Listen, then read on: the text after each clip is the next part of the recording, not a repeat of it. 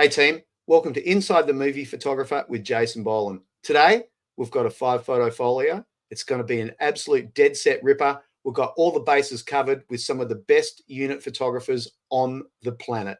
So without talking too much, let's hook into it. Let's bring everyone in and let's say hello. Justin Luben, hey buddy. What's going on? You know, just chilling, just looking forward to hanging out with you guys. I'm going to bring in Dan. Dan McFadden, how are you? Hey, Justin, how are you, man? I'm good. How's everyone Jason, doing? good to see you, man. Thank Likewise. you for having us. And then the elusive Scott Garfield. Hello. Bit of a legend, this champ. Been hanging to have a talk to you for quite some time. How you doing, Scott? I'm fantastic. How are you? Very good, thank you, sir. And not last, because Stefania Rosini, she's in Europe at the moment, and I think she must have slept through her alarm. But we've got Warrick Page. We're going to bring in Warrick. Hey, buddy, how you doing? I'm doing good, mate. How are you? Very good. Now, I forgot that you're a fellow Antipodean, and you've been living in LA now since 2016. Is that right? Yeah, into 2016 I moved here. So it's almost coming up on 7 years. Wow. Yeah, pretty much 7 years. Very close to 7 years. Couple of weeks away from 7 years. And you're kicking it over there? Yeah, it's been great. It's been really, really good. I've been really fortunate and had a lot of support, a lot of good luck, and so it was a good move. It was a very good move. Great to hear. Did you have a passport or visa beforehand, or did you have to go through that whole process? I had to do that. I got what they call an O1 visa. Yep. And so that's every 3 years you renew that one. So it was a process to do that initially, and because I came from the world of photojournalism, so that helped me get my foot in the door, and so it's been here since, and it's been great. That's fantastic. Yeah, I like hearing this, and the 5-photo folios which we do, which I love, by the way, because it's like, you know, it's just on the lounge live and having a chat, but it's actually really educational as well. And a lot of schools have been using these because we go through a couple of things, you know, how you got into the industry and stuff like that. And, you know, I don't want you guys to give anyone any shortcuts. I'm a bigger fan of people having to work their own little butts to get in there. But you know, just a couple of tips every now and again is always super helpful. And we'll get into that once we're doing the body of your own work. Now, I reckon we should hook straight into it. Otherwise, I'm just going to talk all day. And what do you reckon? I think we should bring Dan in first. What do you guys think? Yeah, sounds good. Please. Yeah. So first up, we got you, Dan. All right. I love this shot. Nice. This is probably one of my all-time favorite photos that I've taken in my career thus far. You know, I've been very fortunate to work on some really great films that are retelling true stories. And this one just has resonated with me more than any. You know, as a small child, I vaguely remember, you know, them going to the moon. But, you know, it's talked about more and more throughout history. And this was my second project with both Damien Chazelle, the director, and Ryan Gosling. And as Scott can speak about Damien, he's what's the best way to put this? He tries to be as accurate as possible to tell his story. If it's based in real life, he wants it to be as true as possible. And he worked so hard to tell the story of Neil Armstrong. And this was a shot that I had dreamt of the whole show, of them walking across the gantry to get into Apollo 11 to go to the moon. We built this set on a nuclear reactor, essentially. There's a power plant in South Georgia that's nuclear, and we built this on the building because they needed to see off into the distance from a flat land. And it was a challenging set to work on because there was two ways onto the set, and one was behind me and one was in front of me. And we just moved very quickly because we had a lot of pieces to tell, a lot of pieces to get to tell this story. And this was a shot that I really wanted. I came into this job wanting to get. I did recreate a lot of photographs for the movie that were based on historical photographs. And this is kind of my twist on that image. From they have similar images from when Neil Armstrong walked across the gantry to get to the actual craft, but it wasn't like this. And I'm literally right below the A camera, and they're on a long lens as well, and they're kind of widening out as he comes in, and I followed him all the way down. It's slightly cropped. I put it in a 16:9 aspect ratio. I thought it looked a little bit better that way. Really cropping it tight to the feet and the helmet. And watching Ryan Gosling take on this role was just amazing. Oh, it's stellar, and it's like, I just love it. Like, it's perfect timing in between the the reflections and stuff like that. It's what cameras are you shooting? I have the Sony A9 system, and this is on the 70-200. It's fantastic. So this is Apollo 11, right? The movie. Yeah, it's called The First Man, but it's based on the Apollo 11 landing on the moon. Right. So good. So good. So good. Oh, Yeah, you really got lucky with those helmet reflections too. Like totally, right? Yeah. Well, it was interesting within the story.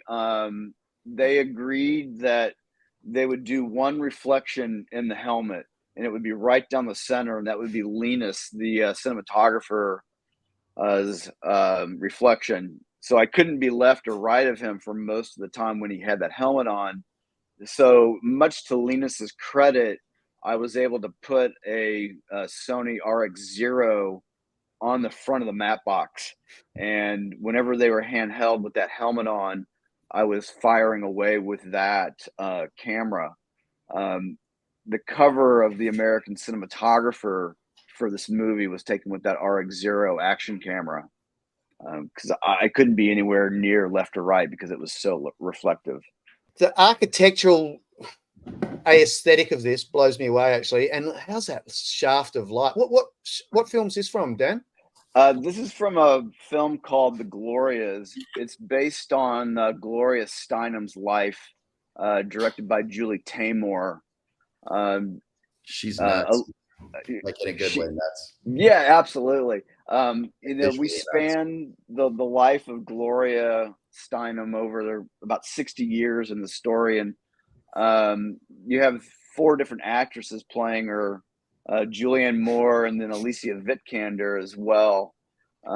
This is from part of the story when Alicia is playing her, and she's working at the Playboy Club, and I call this photograph Down the Rabbit Hole. We're in a Playboy Club in the movie, and in the very center there, you have Playboy bunnies that are all gathered around. And it's part of the story, and it's just I love the curvature. Like, we're in an actual location in Savannah, Georgia. Someone lives here. This is their house, I believe. And they have this center staircase that takes you to the top, and you can look out over the river.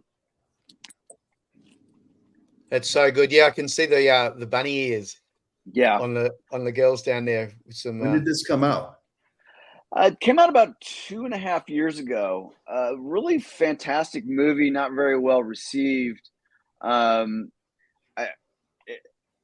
think that with the 4 different characters spanning such a long period of time, there was a lot to ingest, and I loved the movie, and the experience itself was pretty amazing. The very last day of shooting, as you all know, can be very arduous and long. It was about a 22-hour day. And the last photograph I took was of actual Gloria Steinem, who's in the movie, and the 4 actresses that were playing her. And I really felt very honored to be there to help tell their story. And they trusted me with everything to help them, craft this story for Julie. And she's very visual. There was one time where within a sequence you had Alicia Vikander and Julianne Moore playing off each other dressed identical. And they gave me the set for about 5 minutes to take photographs. And it was really quite extraordinary to see these 2 women with their hand movements identical and their facial gestures the same, mimicking each other and posing for the camera was pretty phenomenal. I wanted to show something from the show that was artful and playful.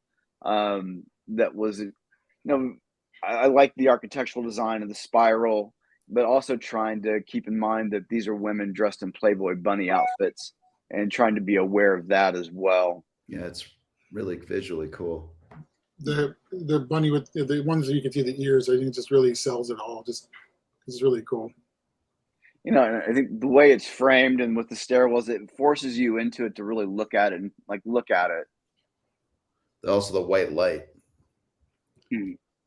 Yeah, this film was shot by Rodrigo Prieto, a Mexican cinematographer who is phenomenal.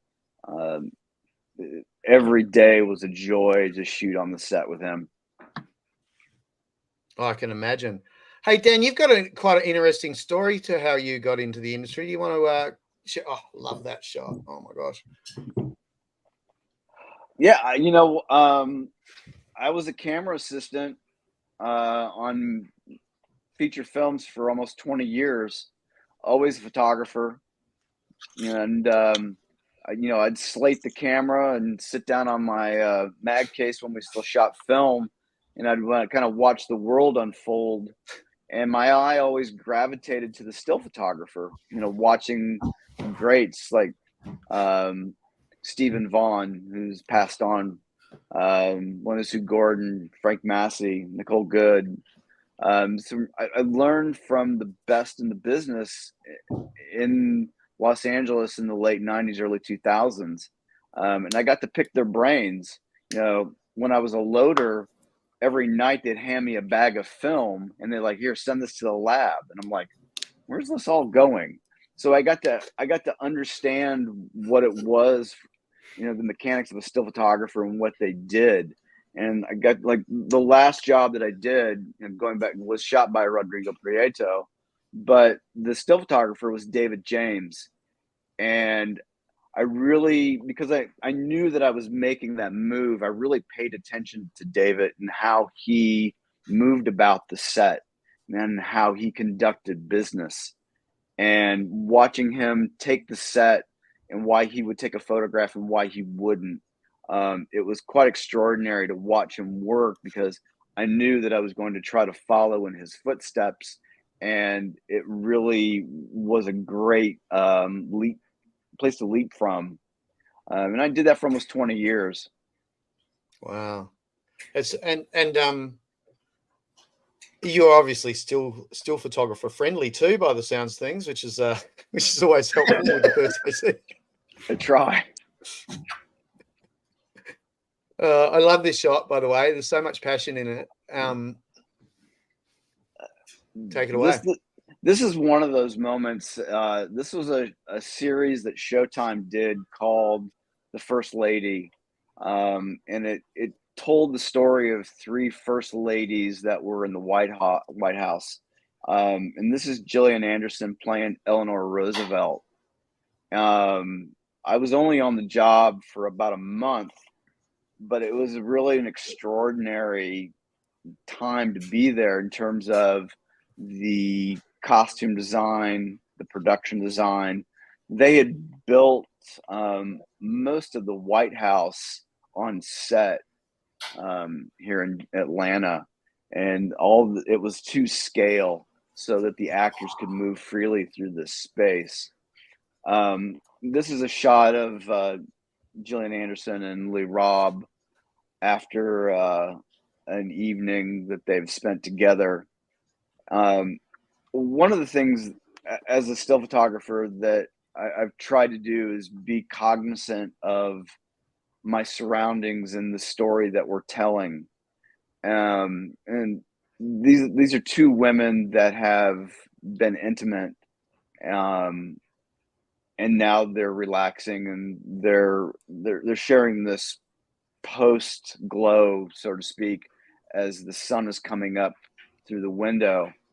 And I wanted to be as delicate as I could, but also provide the studio with artwork that would be artful and beautiful to use without impeding on them and their moment. And I shot the wide on primes. I did 2 takes. I did the first take on a 50 mil, and this is on an 85 1.8. I did not go in for coverage because I felt like it would have been lost. The moment singles would not have worked. So I really, the only thing I sent to the studio were these wides, you know, a little bit wider than this to kind of show the room and the environment that they were in. And I really think that this image like really encapsulates the whole story between these two women, in terms of the time period in the United States and where they're at in history, and being, a wife of a U.S. president who has a lover who's a woman. And I really, again, going back to being cognizant of the story, I think that we're there to tell the story of the filmmakers. And I think we need to be aware of how we tell our stories. And I try not to be invasive.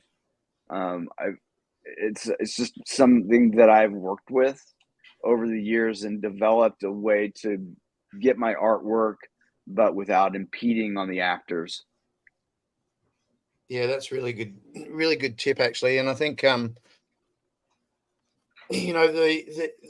good ones really do work like that, and I'm sure everyone here does exactly the same. It's but it never ceases to amaze me, I should say, that the detail that goes into these sets, like you were saying, is like, a complete rebuild of the inside of the White House. It's stuff that it's got to be seen to be believed, right, guys? Yeah, for sure. And a good choice to not go in for coverage, because that would have been no context and lost. It's a good way to leave it as it is. Yeah, absolutely. It's like, it's important to know which photographs to take, but it's almost as important as to which photos not to take. Yep. You have to be able to read the room, literally. Yeah. And you build trust that way too with the cast and crew when they see you step away at moments and just instinctively, like I think it helps build trust with everybody. Yeah. I agree. I think when you step away.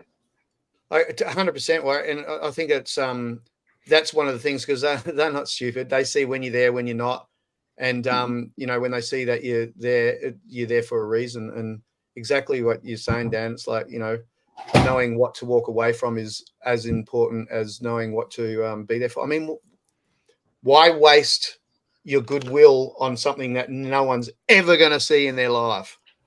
Yeah, true. So good. Oh, I love this Macca's shot. This is this holds a very special place in my heart. I have found myself in these positions where I am working on films that are recreating real life stories. This is The Founder, with the impeccable Michael Keaton playing Ray Kroc, and it tells a story about how he basically bought McDonald's from the brothers that started it in Downey, California. We rebuilt 2 McDonald's to scale from existing plans. This was the second one that we built, and it was so glorious when John Schwartzman, the cinematographer, lit it up that night, we were all just blown away. It was just beautiful. All the detail. It was just a beautiful piece of architecture that was rebuilt. You talk about detail on the set. If you go in, if you could go into this photograph and you read the menu, it was exactly as it was then. The wrappers for the hamburgers, the drinks, like every detail was replicated perfectly. We shot this set over the course of 2 nights, and we covered it from various angles. And this one was just my favorite. The woman that he's speaking with is one of the owners of the franchise that he's taking a bit of a liking to, because she understands the business model of growing McDonald's into a franchise. And they have this relationship they had a mutual respect for each other, and within that scene that builds and you really come to it. But I love their body language. I tried to square it off as much as possible and make it as symmetrical as possible. Get it on that. I have some other angles of it that are a little bit different, but this one just really stuck with me, and I just loved it because of what it is. Again, what it represents to American iconography. Everybody knows what McDonald's is. I mean, from little kids to older adults, it holds a special place in our heart. It's a great shot. Yeah, it's gorgeous. It's so crisp. It's just like, and Schwartzman, he's great. We're so lucky, aren't we? I mean, like, we all love light and that, but to have some of these greats help us along the way and provide, the imagery for us to capture is just, there's no other sort of photography, no other style of photography that has that luxury. No. And Schwartzman is a cinematographer that I worked with as a camera assistant. I did 3 films with him as a loader, and I learned a little bit from him while I was doing that, but I learned a lot from him working on this movie and being able to, post up and watch him light and seeing how he was doing it. And it was like he's very detail oriented, very specific in the type of instrument that he uses and diffusion that he uses. And he's really a master at what he does. I know, Jason, you worked with him on Dracula. Yeah, he was great. We had a good time. He, he's very generous to the still photographer too, which is always helpful. No, absolutely. See, we've actually worked with a lot of people together. What a talent. Miles, my question, JK. We've all worked with Miles, right? Yeah. Yeah. Twice. No. Oh, No, I'm no. working. Not yet. My question, Dan, is he rushing or dragging in this photo?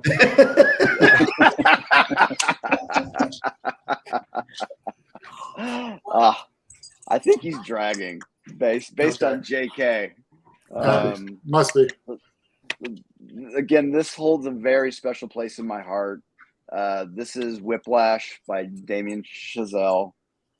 This is very early in my career. This movie was shot in 23 days, made for $5 million. I hadn't worked with either one of these actors, and I think I was maybe 2 years into my career. And again, I go back to Scott can speak to Damien's energy, and Damien himself is a drummer, and it was interesting watching him work with Miles and with JK.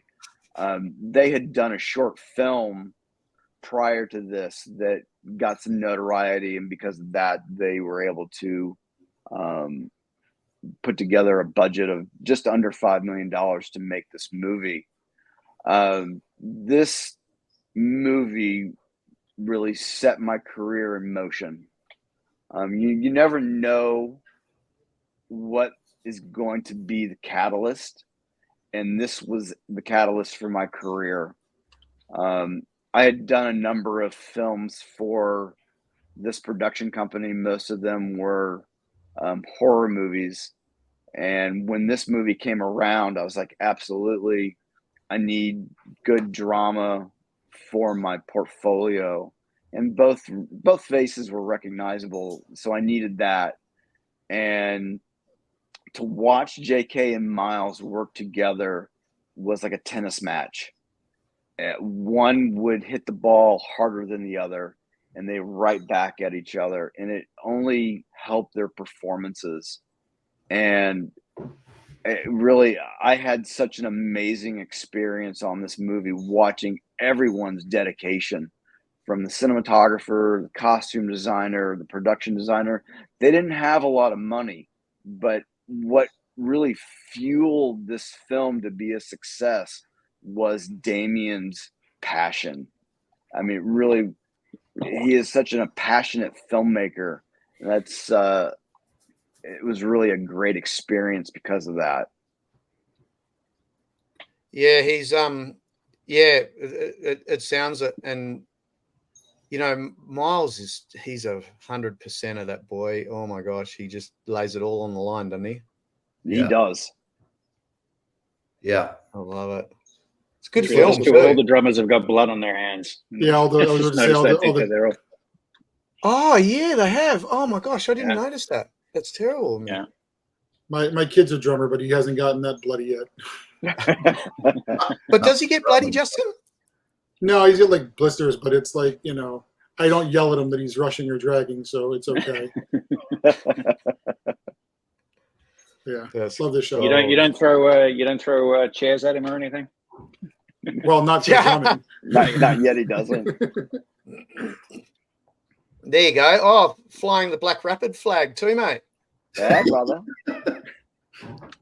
product placement. Yeah, I know, right? Gotta love it. I don't know where I picked that up from. You're a handsome devil. Look 2 spaces above. Oh, that guy. That's the first time I met Jason was in Los Angeles at a Black Rapid event. What? Yeah. Yeah, that was the first time I met him in person too. Yeah. It was a fun day, that one. I was That actually was talking fun. to Ron today about a couple of new straps that we're designing, which will be fun. I think we're going to do we might do a signature one. So Nice. make sure you guys get one, you know. Yeah. Nice. Dan, Yes. before we sign off and hook into the other fellas, quickly, any word of advice for those wanting to get in the industry or starting out? No shortcuts. No shortcuts. You know what? Just if you're passionate about it, work hard, pay attention to what your surroundings are. You know, the one motto, it's like, listen, I have a motto that I'll tell producers when I'm trying to get a job. It's like, if you can't make the film, I can't help you sell it.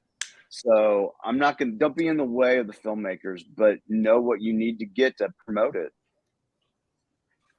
Yeah, 100%. 100%. And starting point, where do you get your, where do you advise of how to actually break in? I had a very unique situation. You know, I had a filmmaker call Diane Sponsler at Warner Brothers and make a call for me. But for someone young who's starting out, I would reach out to schools like AFI and NYU and go to their graduate programs and ask to do stills for them. And I would do it for free. You don't need to do a lot, but you need enough to, get some experience. And I think that's a great opportunity because they offer you something that you need for your portfolio. Really good cinematography. Sometimes you've got some really good production design. They're well put together. And that's a good starting point for any, young photographer who is thinking about moving into this industry. Yeah. Yeah. Good advice. That is really good advice. Hey, Warrick, you're up next, buddy. You've got quite an extraordinary range of images, which kind of blows me away because you look like you're about 14. Yet you're I'm 47. your images look like you're about 47. So, so here we go. There you go. Look at that. There we go. Film days. Is that transparency or neg? Oh no, this was they were shot on digital here. They because the whole show was shot. This is from Winning Time on HBO. This is from the pilot. They when they processed everything, the cinematographer Todd Van Hazel, phenomenal talent. He wanted to make sure that all the stills that were going out were all color graded and everything and looked like film. I did end up shooting a lot of black and white and medium format on actual neg on the show as in addition to it, but the unit stuff itself was all shot. I shot the first season on Sony A9s, and the second I ended up changing to Canon R3s. But this is we recreated the scene from Airplane. When I just came up, I was just like, "Is this a joke? Like, why is he doing old photos?" When I well, that was the thing. Like we had when we were shooting this scene, it was hands down. I mean, this to me, this photograph represents like just how fun this job can actually be, because everyone just lost their mind because they actually found. Hey, Stefania's here. Do you want to hold up for a bit and introduce her? Hi, Stefania. Hi. Am I late? no, No, not at all. and go. Not at all. We just started. She's on Italian Standard Time. No, yeah, actually British. You're all An Italian good. and British Standard Time. I weren't thought it sure. was like 2:30.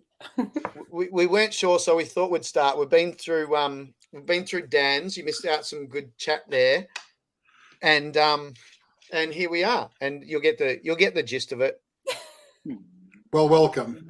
Thank Welcome. you. Welcome. I'm sorry. Hi, everybody. For me, this is an example of just how fun this job can be. They actually found, because prop people just don't throw anything away. They got warehouses full. They found the actual cockpit that was used in Airplane. That's right. And brought that in, and it was this was Solomon Hughes, his first day on set as Kareem. The guy's phenomenal talent. He'd never acted before, and he just absolutely ended up killing the role of Kareem Abdul-Jabbar. And so we're creating this scene between him and the boy where he's saying, you know, you're Kareem Abdul-Jabbar, and he's trying to pretend that he's not.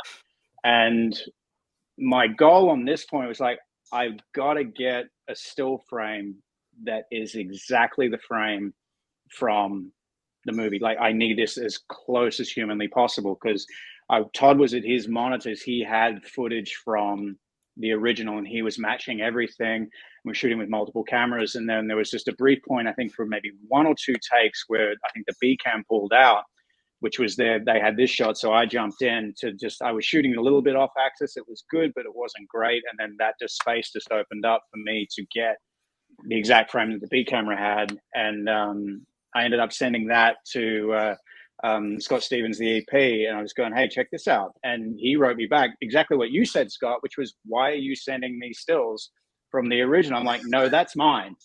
I just shot that. And yeah, so it was just a phenomenal moment. That was the exact moment right after he grabbed, I think the kid's character's name was Jimmy, by the scruff, and said, you know, you try, you know, chasing such and such up and down the court for 90 minutes, and then just pushed him away. And yeah, it was just it was such a fun day. They had the inflatable pilot and everything. I think I took a photograph of almost every crew member with that famous inflatable pilot, and yeah, the whole bit. It was an incredible day. But yeah, it was just one of those instances where, like, the only way I'm really going to sell this moment and really just have it resonate is if I get that identical frame. So you that set it up, throw or it was people. just the B camera moved and you moved in? The B camera just pulled out, and so A camera was still doing their thing, and just that space just opened up, because I was right beside B camera, so I was a little bit off axis. It worked, but it wasn't quite what I was after. Yeah.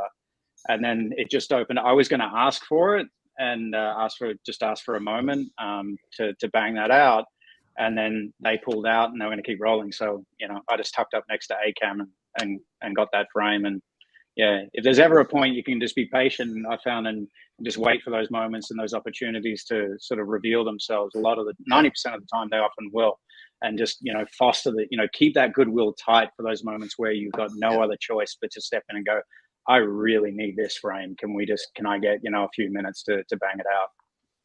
Yeah, it's all about the timing and patience, isn't it? And we're only as good as the access that we create Absolutely. for ourselves. Love it. This is not a movie. No, but that's beautiful. Some shot. The reason why I wanted to include this one, this is Bin Laden's compound. This is from 2011, a couple of days after he was assassinated. The reason why I wanted to include this one is a lesson I learned on the fly that I actually heard Jasin talk about once, I think on an Instagram post that you put up from The Matrix. What had happened here was it was late in the afternoon and I noticed a storm was brewing. I had a 1D Mark IIN with a 7200 on it, and I just had my 50mm on my 5D Mark II, and I noticed this very small storm was brewing off in the distance. And so straight away with some lightning, and so straight away, like, I put the camera to my face, committed my frame.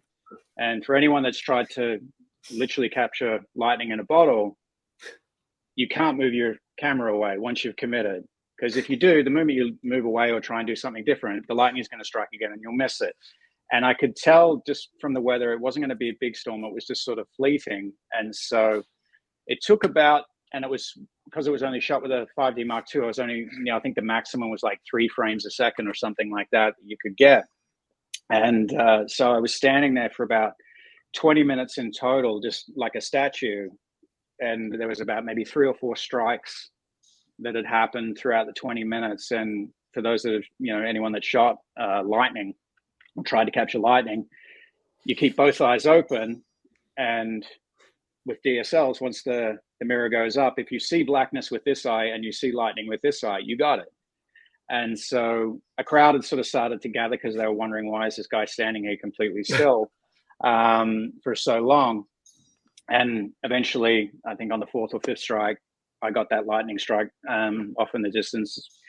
And I knew what I had. And the reason why I committed so much to it was because it was the most unique story I'd done, not just for the context, but it was probably one of the most difficult because he'd been killed the few nights before. I think he'd been killed like sometime after midnight. I got up there, I think about 9 in the morning, and we were there all week.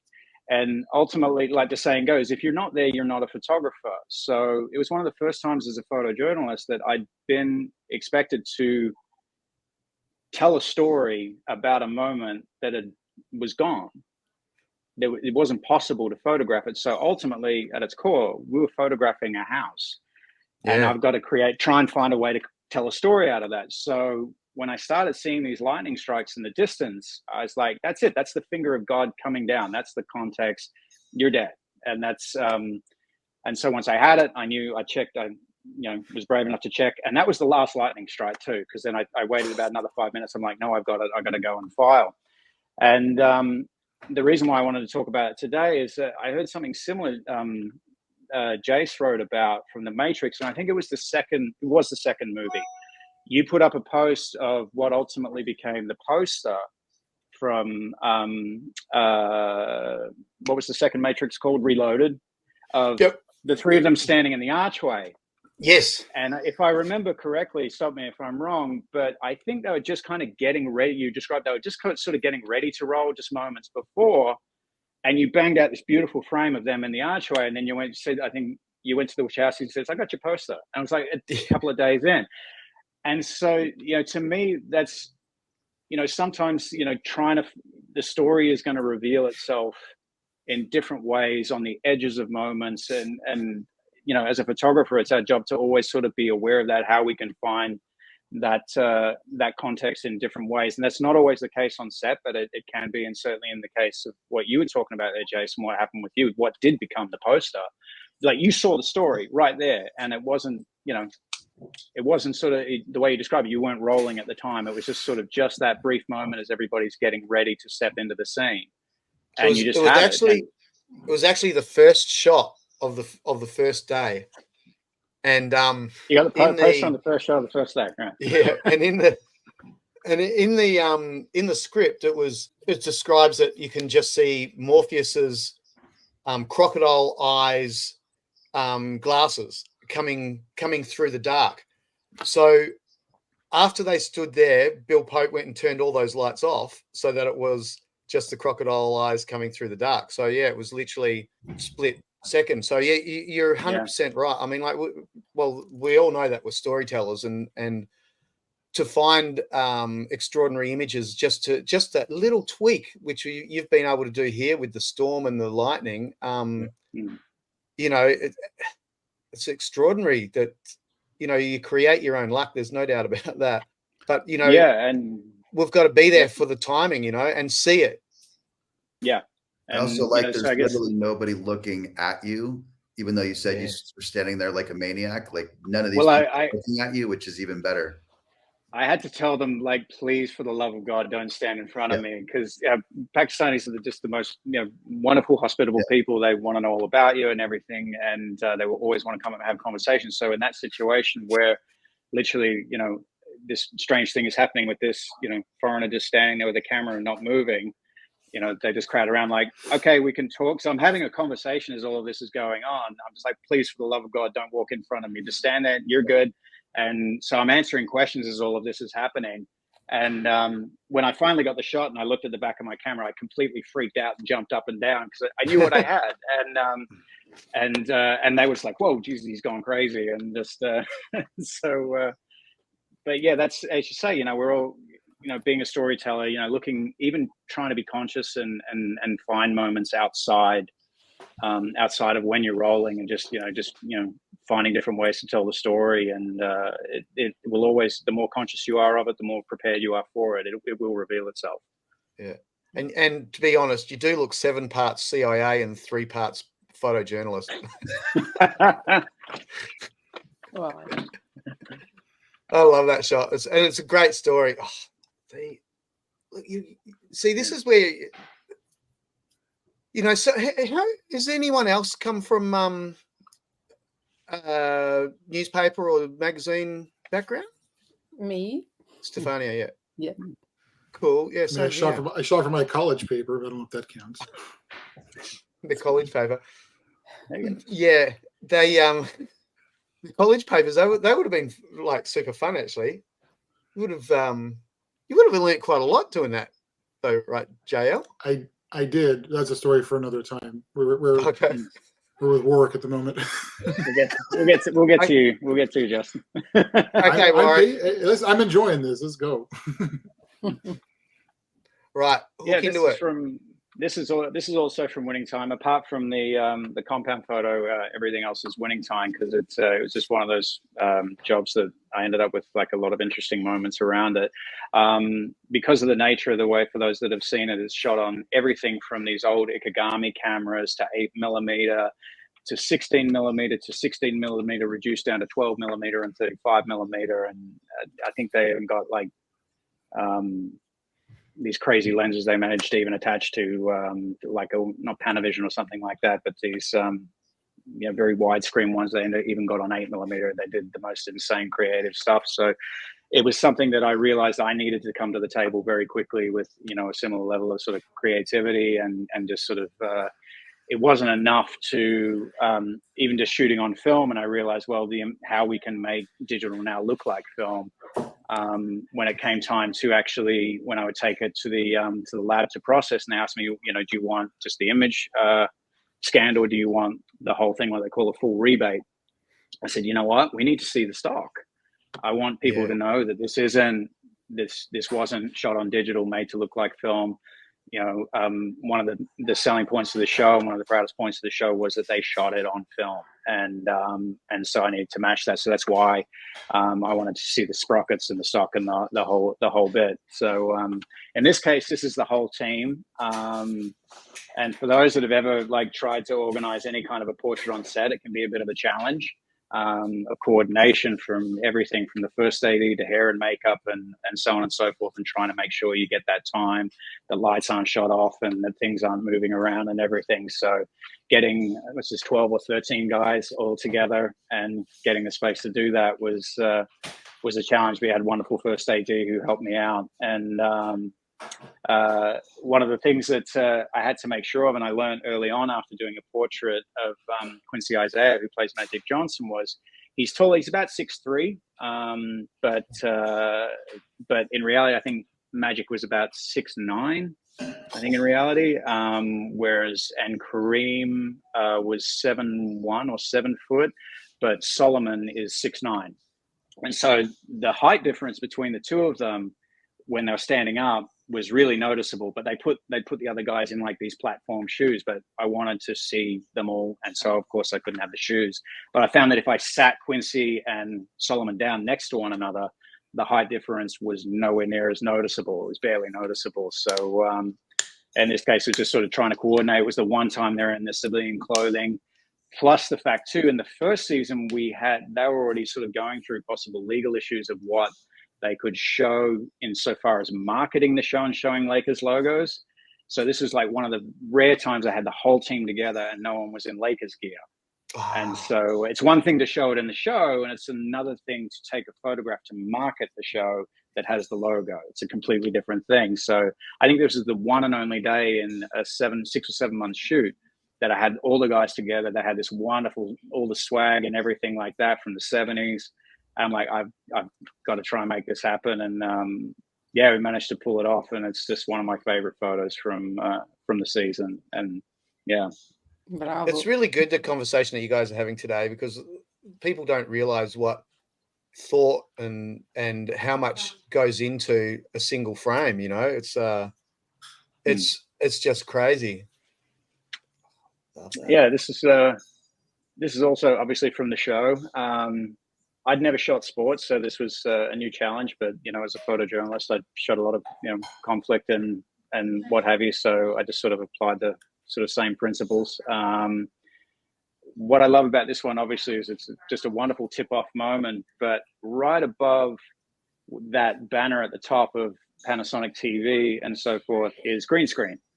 The whole court was surrounded by green screen, and there was only so I had to be really sort of careful and thoughtful about how I would shoot, because I think probably on a lot of superhero movies and stuff like that, you can shoot green screen and they'll use plates and fill it in and so forth where needed. But for an HBO series that's not like a sci-fi thing, they're not going to. So I needed to make sure I shot around the green screen as much as possible. So just finding those angles and so forth where I could get stuff that sort of looked like 70s sports imagery and everything, but that would still work without still look like a full stadium and so forth, without realizing that right above that is the whole place is surrounded by green screen. I really love those stairs through the central part of your frame too. It really you've got your framing's awesome. Everyone's framing's awesome today. It's like, but thank you.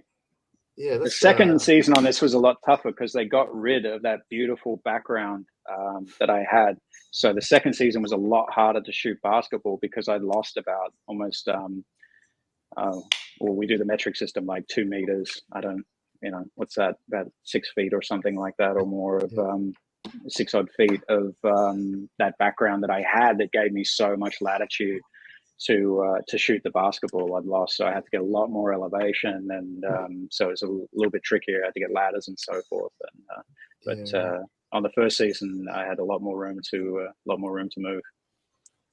Yeah, I mean, I love green screen days too. I mean, like I get most of my posters from that, or my unit posters. I was going to say that, yeah.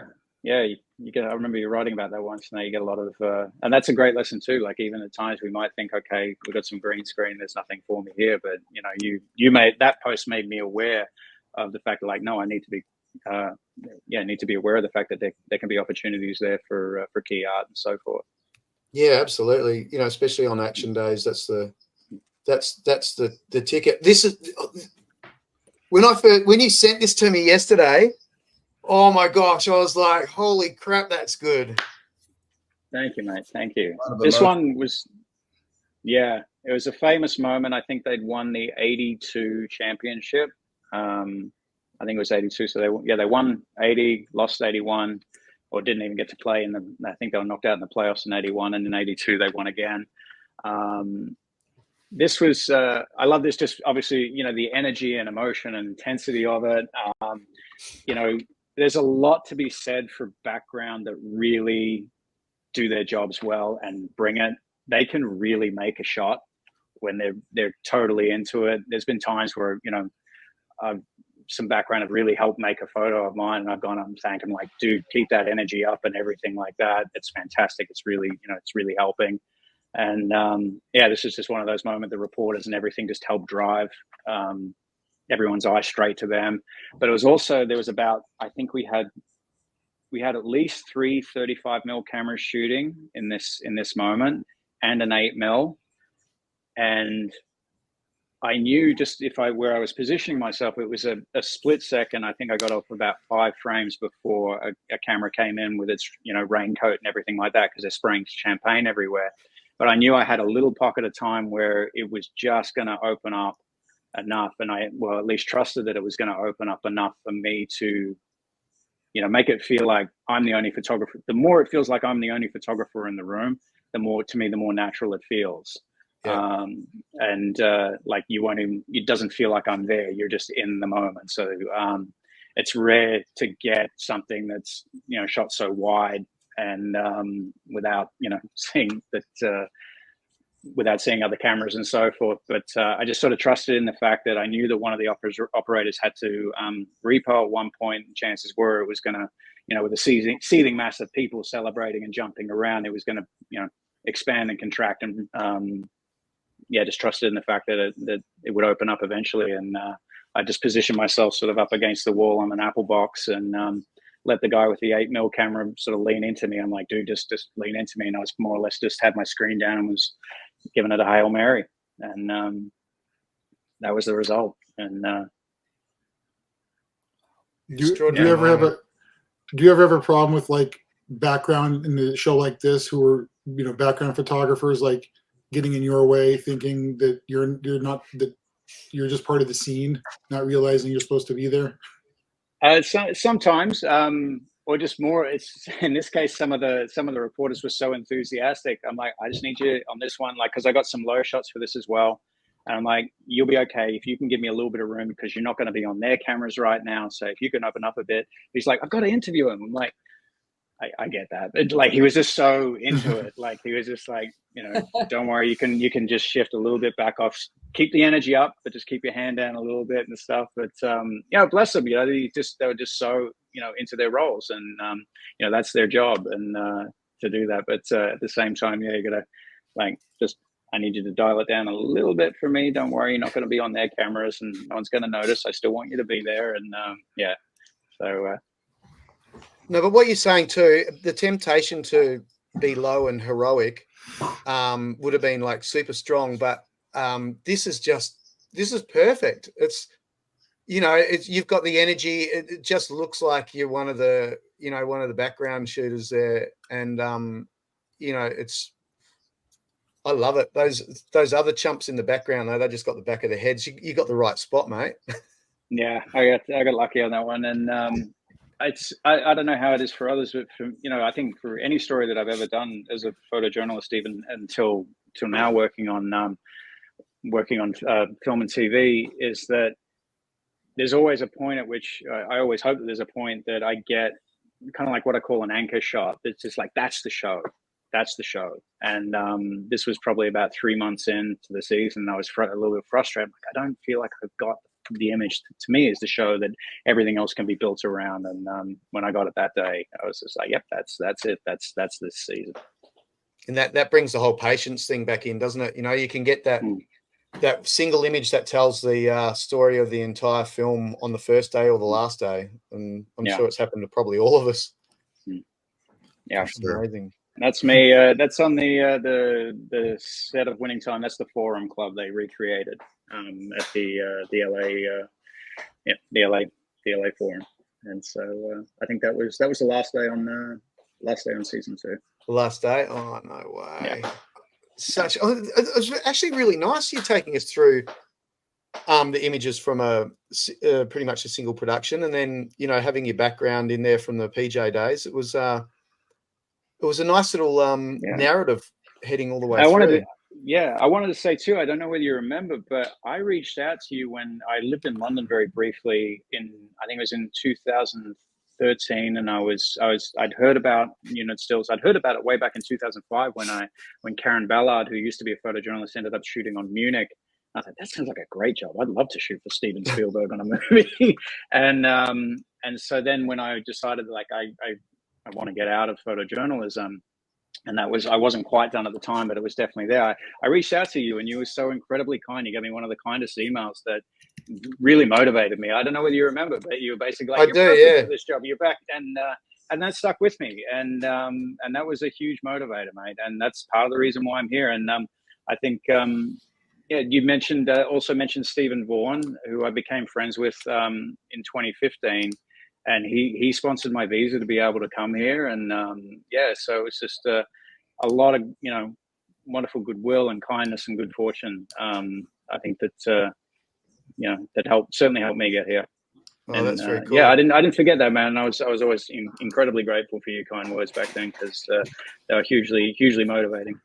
Oh, thank you. That's really cool. I think I was on Bourne Supremacy or something like that at the time. It'd been one of the Bourne films, I think. Oh, that's good. I'm so glad that it has it's just the little things, because it doesn't take any of our time really to help. Yeah. But we get a lot of emails, and I'm sure you do now as well. People contacting, and it's the right thing to do, I think. Yeah, you got to pay it forward. Yeah, absolutely. Right. Okay. That was thanks, Warrick. Honestly, it's such a small world, such a small film family that we have, like, globally. It is. And I love hearing stories like that, and I'm so stoked that we're able to, the older Geno, we're able to help a little bit. Hey, so JL, you next, buddy boy. Now I love your work. Now you've got a good background too. You were Mr. Horror Film for like 100 years. It's definitely what paid the bills. Yeah, well, until this one came along. Yes. Oh, yeah. Yes. Well, they say an overnight success takes 20 years, so here you go. You finally got on the show you really want. There is so much to look at in this photograph. Oh my gosh. Yeah. So this is from the Mandalorian, and this is what they call the volume, and what they shoot all the Star Wars shows on, this big LED monitor, so you don't have to do green screen anymore. And hallelujah. What I love about this, I mean, it definitely helps you like frame a shot, so you don't have to, like, with Warrick, you don't have to worry about the green screen above you, because there's just skies and clouds, as you can see. Like when they're shooting and the ship is moving, you see the clouds flying past them, and it just adds, because the reflections on the armor, it just really takes you like into the story. And with this, I just love this shot, because it's like, it just shows everybody working. I mean, I haven't seen a light on a crane in like forever. And the thing I like about this shot is the background where the volume is closed looks like the Mandalorian visor, which is like kind of if you like Star Wars, it's kind of cool. It just kind of has that. I just saw that. Yeah.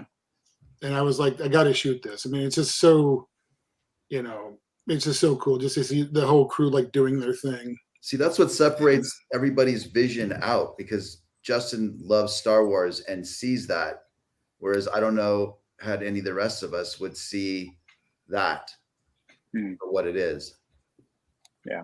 Yeah, I mean, getting this show was like the coolest thing in the world. It was like, I was the first one to set, and I was the last one to leave, because it was just like, you don't want to go away from that. Yeah, it's awesome. And we grew up watching, like, seeing all the behind the scenes photos from Star Wars. If you were a fan, like, you'd find as much imagery as possible, like, even just seeing like them, still photos of them making Star Wars in Tunisia and all of that. It was just, I had every book and comic book, for Star Wars growing up. So it was like, I always say that I shoot what I want to see. Like, what do I want to see? What would the 13-year-old me want to see? And this is what I want to see, the process Yeah. and how they make this show. That's just crazy that opening is a complete mimic of the helmet. Yeah, What? it was like a nice moment. It was like, ooh. Yeah. I'm with you, Scott. It's like once you see it, you can't not see it, can No. you? Yeah. But would any of us non-Star Wars nerds seen that on set? I don't know. I mean, Yeah. it's huge, but it's also just It's like right there, but it's like you wouldn't notice it because you're not looking at that. You're looking at the cameras and Mando in the cockpit, but then you go, oh wait, that's kind of cool. yeah. No, It's it's very really cool. cool. Hey, you know what else is becoming quite apparent over, like I've done a few of these now, is that so much of our childhoods end up being so important with our film stills lives. Of course. Yeah. Like, it's like totally trippy. Like for me, an example, totally super quick. The first film that I went to see when I was a kid without my mum and dad was James Bond, Live and Let Die. And I swear that has played a part on why I liked working on action films and to the point of being able to work on some James Bond movies. And just wanted to put that out there, but it's really trippy that, our childhood does seem to guide our adulthood. Oh, my 12-year-old in me does backflips every time I get to go to work. Yeah. I love it. Yeah. Just all I wanted to see is how movies get made. Oh, I love being on set. I still love it every day. And, he's a ledge. I love this boy. And look at those. Look at that. It's got it all going on here, JL. Yeah. This was from the show called The Terminal List, and that's Chris Pratt, who, if any of you have worked with Chris Pratt, you know that he's just like all about gentleman. The process. Yeah, just a gentleman, just like courteous. And this shot was an interesting one because he's running at full speed shooting and it's raining. And I'm like literally panning with him, trying to slow the shutter down to get a cool shot because it's like I want to kind of get some of that movement. And Chris has told me, and on Instagram has told me that it's his favorite shot from the show.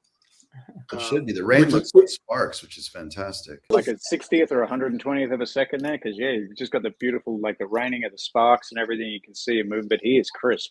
Plus, you got that muzzle flash that you're only going to get from like a 60th or an 80th. It's gorgeous. Yeah, and mind you, like the light was like I remember this shot because it was like the sun had set and we were like losing light, just to try and get something, and big rain machines and 3 cameras, and you, like I said, it's just be patient, just like see the shot because they rehearsed it, and it's like, okay, well, here's where I can be. It's safe, and to have all that is like Warwick's lightning shot. It's sort of. I think any muzzle flash that we get that's perfect. It's like because. Sometimes the muzzle flash is just a little spark. It's just a little. there's nothing. Or it's out because now, right, and now everything is CGI anyway. Like because of certain accidents on set, they'd rather just do like CGI fire because it's safer. But this show, we had the best armors in the business, and they were not going to have any of that. They were like, we've got this. We have trained professionals like. Chris hunts, and he's very, very respectful of the process. Like after cut, it's like guns down, hands up. Armor comes in, takes over, and does everything he needs to do. But the shooting, like Jason can attest to, and anybody can attest to, like shooting action is fun. Your heart starts beating. You're ready for you got your earplugs in. You're ready for the blast, and you're just locked in. But it's stressful because it only, these sort of big action set pieces, they don't have the time for multiple takes, and you really have to be on your game to get stuff. Yeah, I think we did this twice, and then we moved on. Oh, and I mean, literally, that whole frame is lit by the muzzle flash, and it's like what it's doing to the bokeh on the rain. It's like, I mean. There's another shot I have where we were shooting it in like a tunnel where the tunnel had no light, and he was shooting this giant machine gun, and the machine gun was the only thing that was going to light him. And I had to think about where focus was because the autofocus wasn't going to work. And you have to really just feel like where he's going to end up because, he's not going to rise in the same place. And, it's the whole thing. But the muzzle flash does most of the lighting on this. Yeah, it's amazing. It's Nailed it. oh, look at that. See, that's a moment. So, as Warrick can attest, who did season 2 of American Gigolo, which we can all attest, it did not get picked up for a second season, or it did. No, so for was it a second season or the first? No, season? you did it. You shot the pilot. The No, pilot, that's yeah, right. okay. The pilot felt like an entire season. That's how long it took. But you know, when we were talking, when Dan was talking about knowing when to step away and knowing, you know, when to get your shot, when not to get your shot. Most of this show was like, whenever there was like any sort of like love making, it was a closed set, and it was like non-negotiable. The intimacy coordinator was, you know, you can't be here, and it was during the rehearsal where they were just, you know, the camera guy had the camera up, and I was downstairs. This was in like a house in Venice, and I was downstairs watching the monitor, and I could see this frame, and I was like, I got to get this frame. So I go to the intimacy coordinator and I ask, and she's like, no, it's not going to happen. And then I just go to John Bernthal and Gretchen Mull, and I asked them. I said, listen, here's my idea for the shot. I said, I want to get the intimacy and the love, you know. And they were like, okay. Like they didn't care. Like, you know, I said, the intimacy coordinator said I shouldn't. They're like, but we're the stars. So go ahead. If we don't like it, we'll kill it. That's all they said. Perfect. And you just, you know, I was like, I wasn't going to sit, you know, I don't like being a sandbag on set. And you know, I want to be able to do my job, and you know, sometimes you just don't fight City Hall, but other times when you see a shot that you know is going to be like indicative of the show, you want to be there for it. And the two of these people were, you know, and these were the stars of the show, and this was like they're back together, you know, they're in love again. And here they are, and it's like you can see the passion like come across in the frame. And the set was really, it was a really small bedroom set, and I literally was taking this picture from a shower underneath, like underneath the A camera and like just wedged in there in the middle, you know. But I was like, I had to, you know, squeeze myself in there, and I'm not a small person, so in the best possible way. In the best possible way. I want to see the photograph of that, actually. Yes, I wish someone took that photo. That's such a good tip of going straight to the source. I mean, what are they going to do? They can say no, and of course you understand it. But sometimes there's people that are trying to be a little bit too protective, especially when you've already got in your head how you can protect them. And, you know, that's our job. It's to serve and protect, isn't it? It's to look after them. Yeah, I mean, if you don't ask, you're never going to get anything. And there are those people who you just don't ask. You just know that answer is going to be. John, for instance, is like, you know, I don't engage in conversation with him on set, but he's very cordial, very professional. And if there's something you need, and you go up to him, you know, he won't say, he won't say no. Or if it's, you know, if it's something like that. But it's like I told him, I was like, I basically said, I'm protecting you because I don't need to see you in a see-through T-shirt. That's not the shot. Yeah, and they'll never use it anyway. That's not important. Yeah, you know, it's this far is more the about frame. her intimacy than his, obviously, as well. Great acting, because it's like she's really like looking into his eye and in love, and you just see that come across. And I don't need to see anything else in that frame because that's the show. That look in her eye is just beautiful. Yeah. Yeah. Wow. Oh, yeah. God, you do some powerful images, don't you? So this was from a movie that's coming out this year called Rebel Moon. That Zack Snyder directed.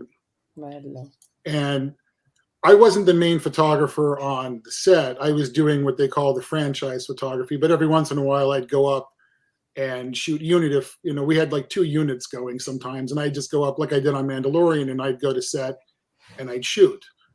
And this was, you know, Ed Skieran, who's like one of also the coolest actors, if you ever get to work with him, just brings it every day.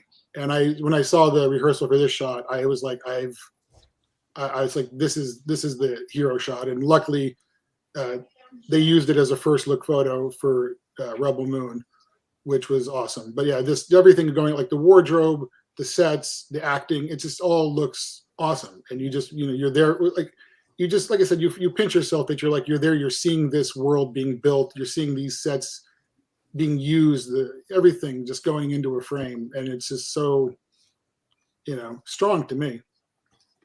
It is. It's an extraordinary life of privilege that we live in our jobs. For sure. You know, that's beautiful.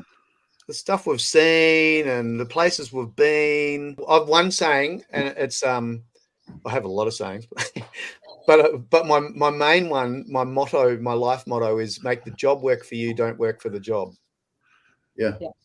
Yeah, that's a good one. I feel that as soon as this becomes a job, I don't want to do it anymore. Right. Yeah. You know, it's like it's like when it starts becoming tedious, it's like I'm good, I'm out, I'll go do something else. But It's even not if fun it anymore. does, the beauty is it only lasts 8 to 12 weeks, right? Yeah. Yeah, I mean, you believe it. I'm sure we've all pushed through some films that we were like, what did we do? But I mean, luckily in the last few years, I haven't had one of those. So it's a good thing. I think social media's changed that for us, though, don't you? How so? Just as in, people have to be more conscious and aware of what they're saying and how they're behaving. And I don't know. I just feel like I haven't had anything tricky to deal with for quite some time. It also might be us getting a little bit older that we are more willing to walk away from a situation than think that we have to be there. I don't know. Yes. Yeah. I think that's more, I think it's more of our awareness over doing this for the time that we have. Right. Yeah, there's plenty of people that will, you know, step on you if given the chance. If they sense that you are not sure of where you stand. Yeah, good point. Yeah, that's it. Yeah. Yes, that's just clicking over in my head. The smell of fear. Yeah, you get like a peaceful purpose, like when you're on set. There's definitely longevity in being a still photographer, and you know, the careers probably span a lot longer than general crew, right? Yeah. Well, camera people, I think, last quite a while. Well, I mean, in this business, I mean, even as a still photographer, I mean, you have to have skin as thick as a rhino because you're going to deal with people who chew you out, and you can't take it personally. I mean, when I was younger, I took it personally, and I learned that it's not personal. It's like everyone has a bad day. I have to work on that. And and it's just I mean, it's like I mean, I've been doing this for so long now that like if an actor's just like, hey, can you not be there? I'm like, bye. Wow. Bye. See ya. Yeah, and I'm gonna go play Candy Crush, you know, and hang out. I mean, like I don't try and sneak shots. I don't want to get yelled at. I don't want to blow a take. If there's something I really, really, really want that I can't get during the take, I'll ask for one. If they say no, I've done my business. You know, I can't move mountains. You know, but I try and get everything during the take because that's when you're going to get the most natural action. You know, like I don't think I could have recreated this shot as a setup. It just wouldn't have worked. Yeah, I'm with you, Jay. I like to refer to it as the director's performance. You know, I mean, they're never going to give what they're going to give the director, and you know, although we do need to do setups from time to time, you know, they can suck the life out of an image as well. But oh my god, you know, you get right. Yeah, there's no life in it after that. Yeah, that face is not going to be coming in from a setup. No. Never. It really, God, we're a lot of like-minded photographers sitting here having a chat today. That's why we're all together. Yeah, there you go. That's This awesome. is a beautiful. Yeah, I remember when this first came out. Do you guys? Yeah, this. I remember when this came out. Like it was the one time that the studio actually called me and said, "Hey, there's going to be this photo in Vanity Fair, and it's the main photo." And I was like, "Really?" It's like, cool.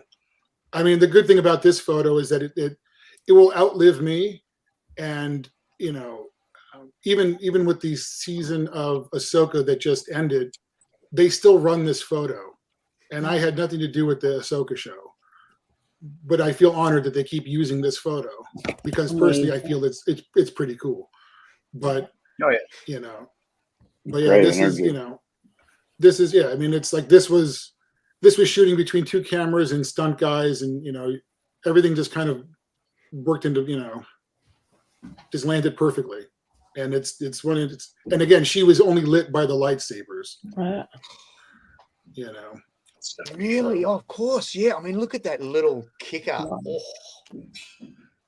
Yeah, but it's one of my favorite shots from the show, and it's also, for me, it's like to have, you know, this character was in animated Star Wars shows for forever, and to be able to photograph her, for her first live action was kind of cool. I feel kind of bad because the main photographer on set got sick, and I was running around. I was literally the one person running around doing the franchise photography, this unit, another unit, but you couldn't pull me off of set. Like when they would cut from this scene and it'd be a 10-minute reset, I'd go to another stage and shoot because it was like the coolest thing in the world. It's like you're just going from one Star Wars set to the next, and you're like, who doesn't want to do this? How are they doing these lightsabers these days? I mean, they're practical. They have like a light up tube, and then they'll just in post like enhance them, but they actually light them up and fight with them. It's pretty cool. So it's practical. It's all right there. Yeah, that's awesome. It's great. I'd love to have a crack at one of those. Yeah, they nobody would let you touch them on set, but they're fun to watch. I mean, like I said, it's like I would sit. One of my friends, the Dolly group from the show, when there's a big lightsaber fight, I'm shooting it across, and we're just sitting next to each other watching like a lightsaber fight go on, and we're just like we're 13 years old. Like this is really the coolest thing in the world. Like we're getting paid to watch. Yeah, we're getting paid to watch this, and you're just like this is all I've ever wanted to shoot. This is the coolest thing ever. Exactly. I've sat there at times, right, watching a performance, and I've forgotten to pull my camera up. I'm just like. Well, there are times I'm shooting. I'm just like, I've got that, and you're like, yep. It's live, it's live theater. We get to see it performed live, not. Yeah. It's so the first cool. row. I've watched the first row. Yeah. I've watched emotional scenes that have almost had me in tears at times, like on True Detective. So. Oh yeah, 100%. Here you are. Yeah. There we go. It's a great shot of you, Justin. Yeah, this was taken by the camera operator who had no room to stand behind her camera, so she was a lock off. But I was like, I'm going to sit here because this is the perfect shot for that. It really is. But yeah, it's actually like the best picture of me because you can't see my face. So, but look how tiny that lens is in my hand. My God. Yeah, I know. That's a 70 to 200, right? It is, but it's like the older one, I think. But. Not that much later. Yeah. I think that's the version 1, I think. Yeah, I've always liked that shot because I know normally nobody takes pictures of me on set, but when she sent that to me, I was like, oh, that's cool. Yeah. Hey, so any quick no shortcut advice? No shortcut advice. God, I just with anything, you got to put your time in. If you're moved to the front of the line, then you won't know failure. You won't know working on terrible reality shows or sitcoms that stink. You've got to put your time in. What's that? Or you'll know real big failure if you've thrown above your pay grade. Yeah, I mean, it's like nowadays I know that people are given a chance, for specific reasons, and that's it's what it is. But sometimes you need to work your way up so you can get a little more sea legs under you when you go to a bigger show. Mm-hmm.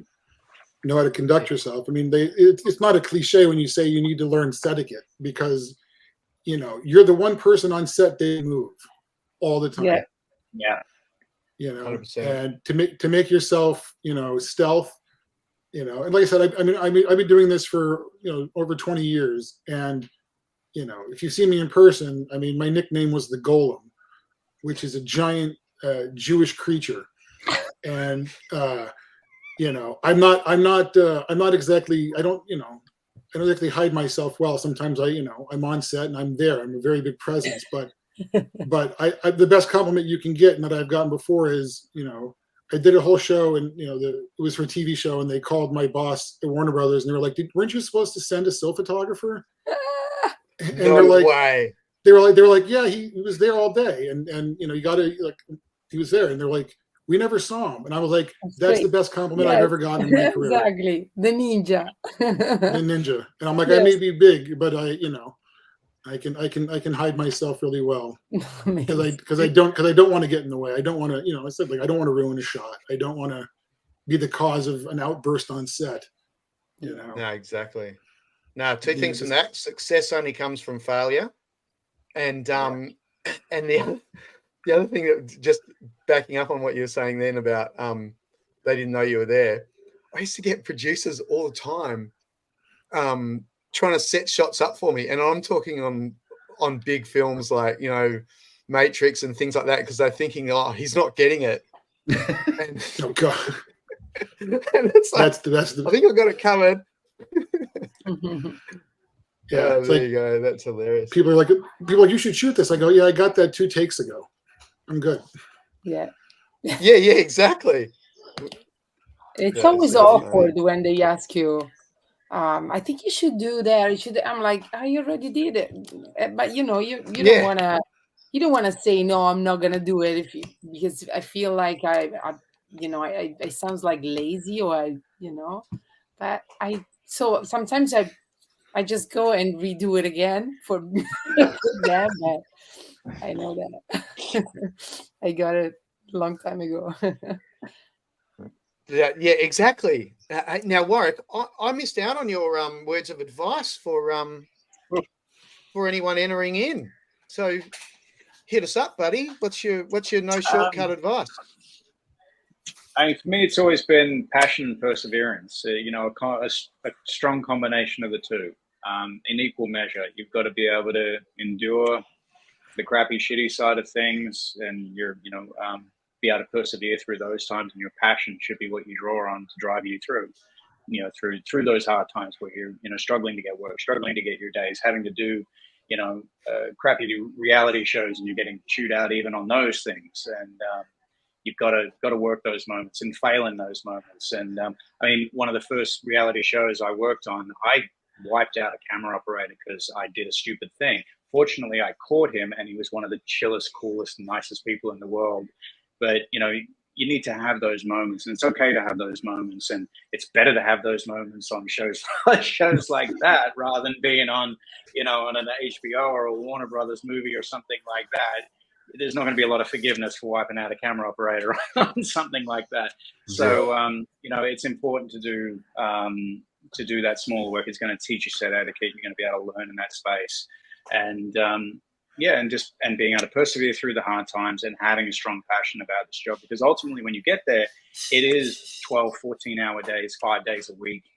And if you don't love what you do, you're not going to, if the 13-year-old inside you isn't just full of joy to be watching a film get made or a TV show get made, you're not going to be able to endure those kind of hours and the patience and dance that you have to do. I like to say we're the least important who's furthest up front insofar as the actual creation of the show, and we have to respect that space and empathize with everybody. Empathize and understand everybody's jobs, and that's good advice. That's my advice. I'm sticking to it. I'm Be tenacious. Be tenacious. But well, yeah, and as you said before too, like with our situation is like, you'll find someone that'll answer you, and like I said, I'm not a big fan of giving shortcuts. I think everyone has to work for it, but there's also encouragement and letting people know exactly what the deal is. I don't know whether I want to be coming into it now. What do you guys think? I mean, it's a lot harder now.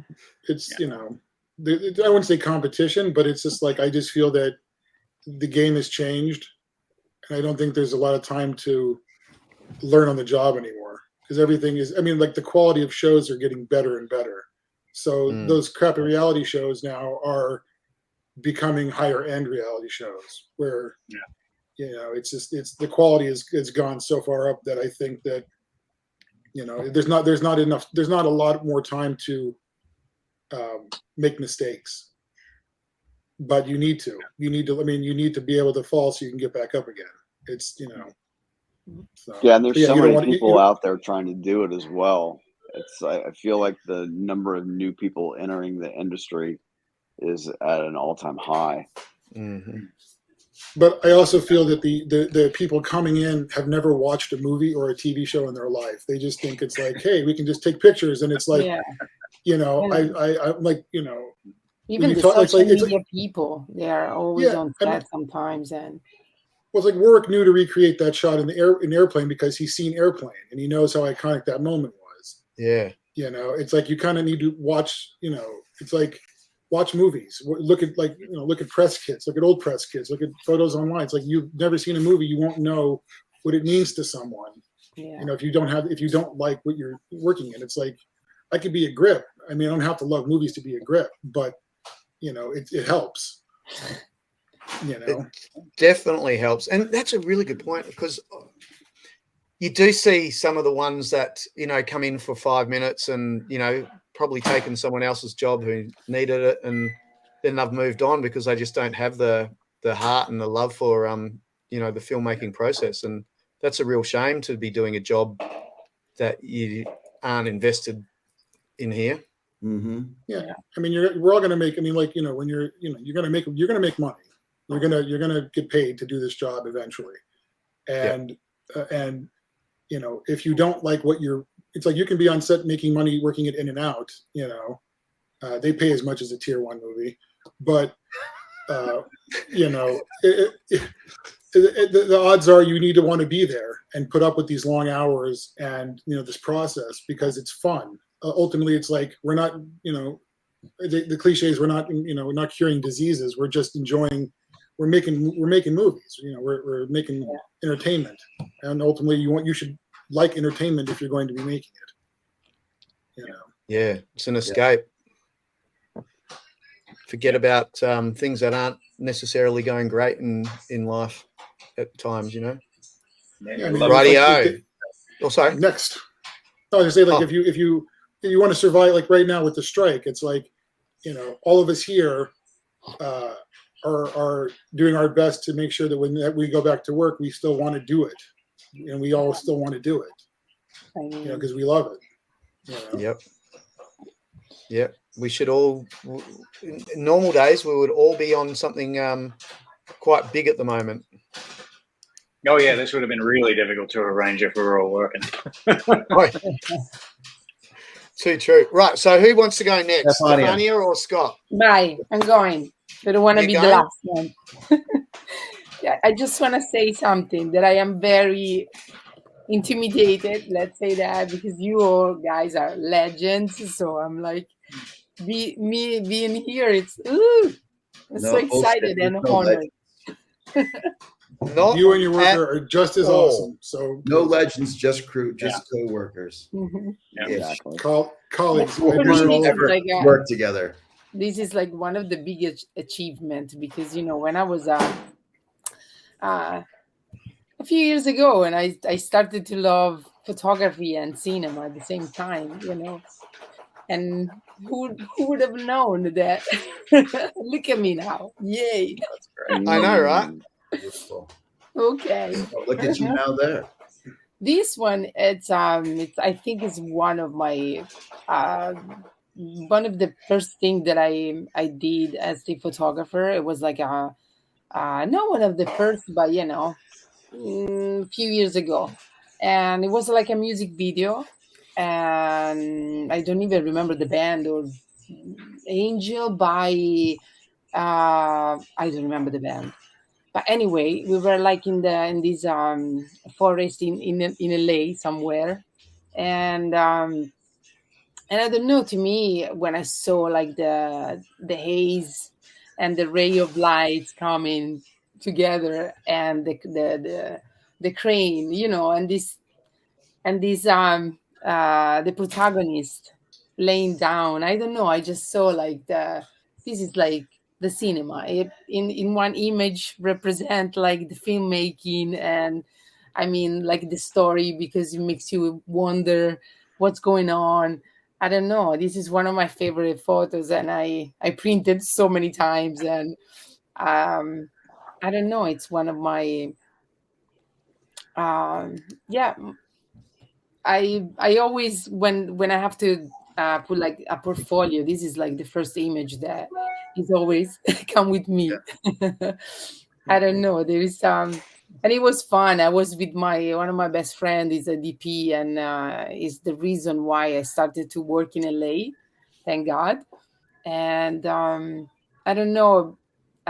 We had fun because the smoking machine was making like a very strange noise. So I don't know. I just remember this picture with laugh and I don't know, achievement, because I got like this beautiful I don't know.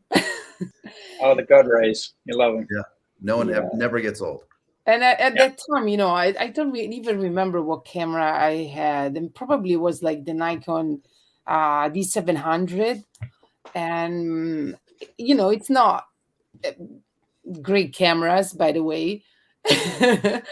And Justin, as an iconist. But at that time it wasn't like the technology so sharp to capture this kind of image, but that camera did it, so it's great. That's fantastic. Great. I great just love lines. behind the scenes shots. Yeah. And I love now the with behind the scene more than anything on set. yeah, and especially with how the world is going now, I think that us as photographers, we deal in authenticity, and so that product of authentic, I think, is going to be come with a premium price. And and also I think it's like the behind the scene is even becoming more important for our job, because with the AI technology. Yep. I don't know, they can recreate like the scene of the movie, but I don't think they can recreate like what's going on set, what you can able to witness. And I think it's our advantage, it would be like the story, the making of the movie, the telling the story of making of the movie. And so the behind the scene is very important. And let's say that I started to think that I could think to become like a photographer when I was at the university in Bologna. When I studied, there was like this beautiful Magnum cinema exhibition, and I don't know, I was just amazed by all of these gigantic picture of the most of it them, they were like the behind the scene, like John Huston, and like the behind the scene of the Misfits. I just I was like, this is what I want to do. I want to be on set and capture this moment between the director and the actors. And I don't know. That's why I think I love the most shooting the behind the scene. It's a whole other story. Yeah. I look at behind the scene. Oops. Yeah, no. Also, like very recent, I was with some, no, what was it? Yeah, I was with some friend, and sometimes they were like, no, because there is like the still photographer and the BTS, and I'm like, yeah, we do that, the stills and the BTS. Oh no, but sometimes the photographer, they don't give the behind the scene. I'm like, how can they not? I mean, to me it was so strange. I don't know. We are there for both of them. I don't know. Totally. I mean, I look at the behind the scenes shots for me. They're my on-set landscapes. Yeah. Beautiful. Look at this. Everything. Yeah, this is like awesome. the frame on a frame. This project was like, I think, I mean, one of my, it was like very low budget movie, but it was a passion project for, the crew. It was like all A-lister crew. And they did it because of, Harry Dean Stanton and David Lynch. Yeah. And to me, it was like my first movie with like some big, name. Older, but old people, but what's it called? Legends, icons, exactly. And I just it's one of my favorite movie memories. And Harry D. Stanton was like was so nice and so Harry Dean Stanton, And I don't know, this scene is it was like a kind of a dreamy scene. And I don't know, when I saw this in the rehearsal, I saw this as like, okay, this is, I have to take these photos because it's just beautiful.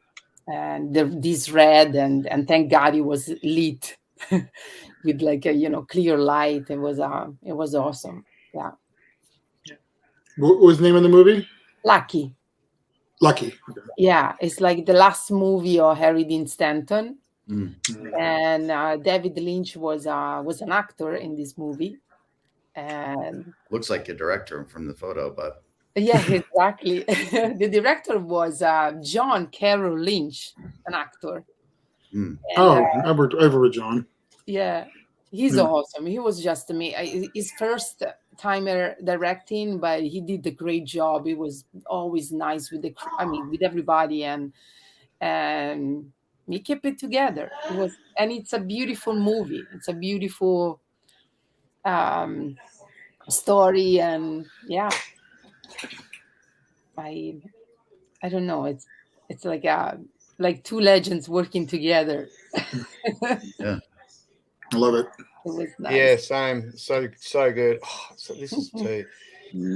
You've got a really good skill at pulling up an image that just looks so natural. Yeah. You have a good relationship with the filmmakers and the cast, don't you? Yeah. Yeah. Sometimes it's not that easy, but yeah, most of the time, yes. Even because I want to say that I just, joined the union in December, and funny enough, there is a strike, but story of my life. But so I haven't worked like in a very like a huge studio movie. I did like landscapers and HBO and all the old knives, Amazon, but I reckon he should be James Bond. he's awesome. He's pretty awesome. If you saw, guys, Oppenheimer is just he just play with these eyes for the entire movie. He's just a very professional, I don't know, he's very good actor. And yeah, this Peaky, I got the chance to be on Peaky Blinders for 2 days when 3 years ago when I was here. And I was lucky enough to be on set for the day when they were shooting the episode 1, first scene, episode 1 of 6th season. So it's like the continues of season 5, when basically you see Killian with the gun in his head doing and then it ends.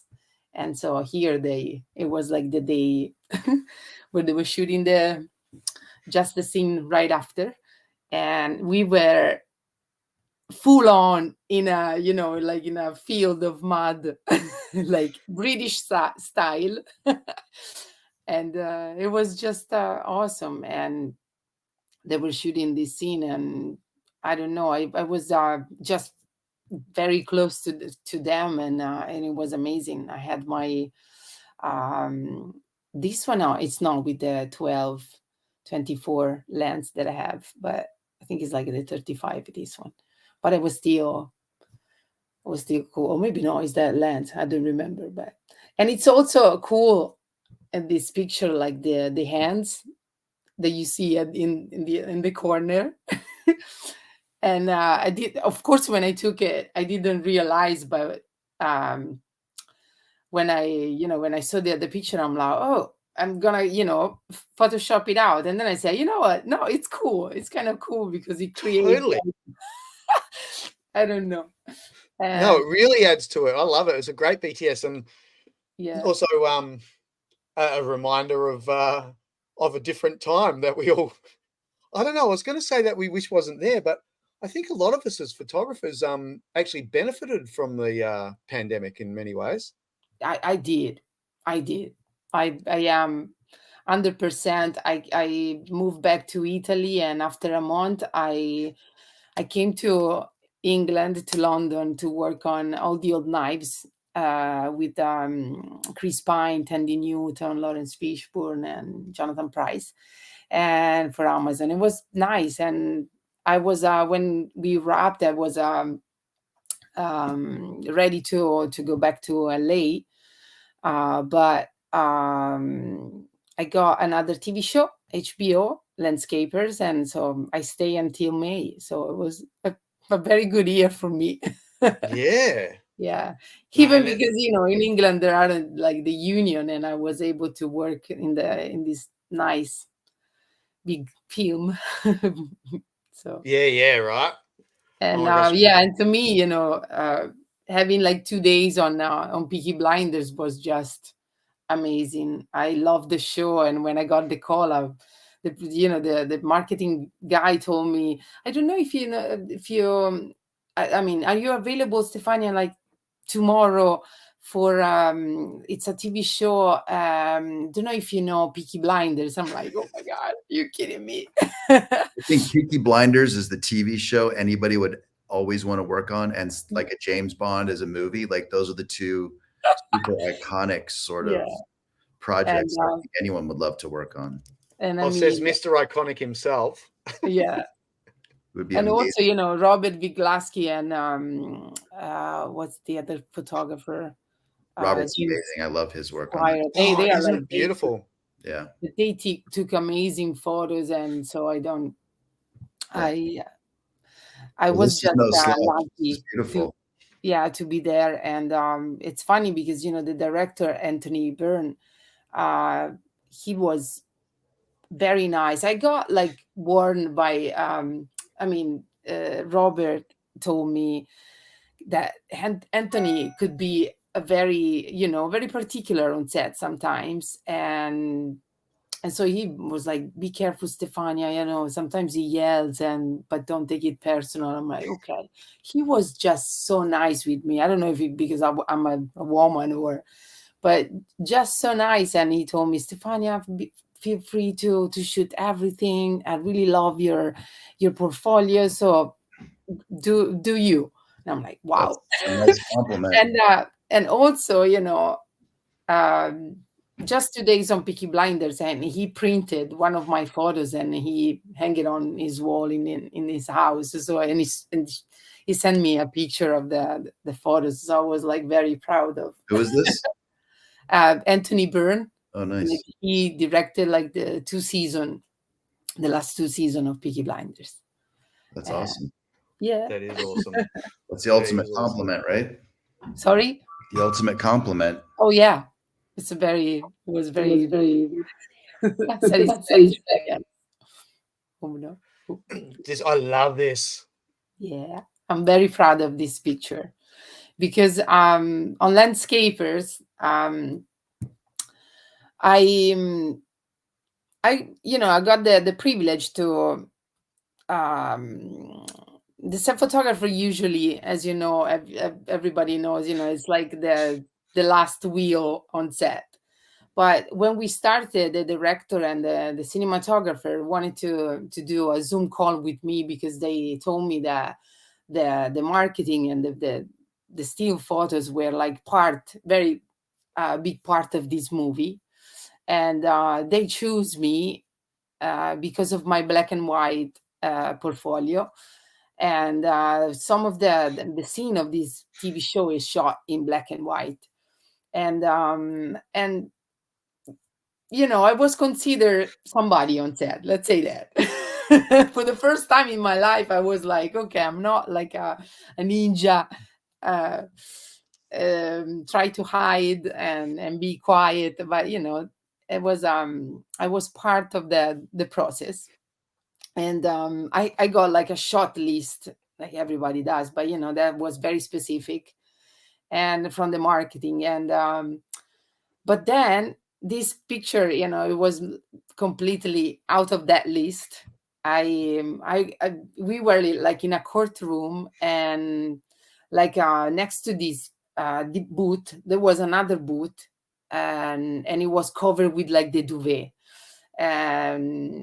And I don't know, I took my photos, and then I was roaming around, and I went to inside this booth, and I pull out the duvet, and I see this scene, and I'm like, oh my God, this is like the shot, that tells everything, because the story tells about, it's a true story, and it's about like this couple that they are very normal people, and there is an homicide. Olivia Colman killed their parents, and but it's not like to me it was like the duality of their lives. They were like killers and normal people, and so to me, to have like them doubled in another image, it was like, I don't know. And I was right, because when it came out, HBO used this picture as the on the how do you say, the banner on TV. So it was very, another satisfaction that I had. Yeah, Because, no, what you're saying there with the double life, it's the perfect image to showcase that. And two really good actors you get to work with there. Oh my God, yes. Olivia was just, this TV show, I had lots of setups, and I was very disappointed, because with the setups you never had like the expression of of the scene, like, the intensity, and but Olivia Colman is just the actress. And I remember, for example, like this scene, she was at the stand in the courtroom and she was crying. So I wasn't, I was like hiding, and I just took some photos, from far away. And at a certain moment, I just stopped, because I just crying for her performance, how good she is. And when they call me Steph, and the stills, she did the scene exactly the same for me. And I was like, come on, this is like, I win. You got your tears out before she read it for you. But to me, having her, and when we finish, I just went to her and I said, Olivia, I never had this experience in my career that, I got the same performance in a setup like you did. You're like just amazing, and I thank you. So that's great. That is so cool, right? Yeah, it's beautiful. And I think we're done. Hey, that's me. Oh, there you are. I love this shot of you. Yeah. Now Stefania cheated. She sent 2 shots of herself in, and I'm because both of them. I'm always. That's all right. I don't have that much photo of me, I realize, on set, and because when somebody is like, oh, but I'm gonna take a picture of you, I'm like, no, I'm fine. I'm the photographer here, and I take photos. You don't. And I wish I had more. Shown some of your music photos. You and I have talked offline about that. I love your music photography. Yeah. And so also, cool. no, I mean, this camera, a very dear friend of mine gave it to me, and I love it, and I should film as well, and I have a Nikon FM2 and a Pentax 645, and this one is my favorite, so I always bring it with me, and I always find time on set to photograph with that, just for me. Hey, how did you get in the industry? What were you doing before? Anything?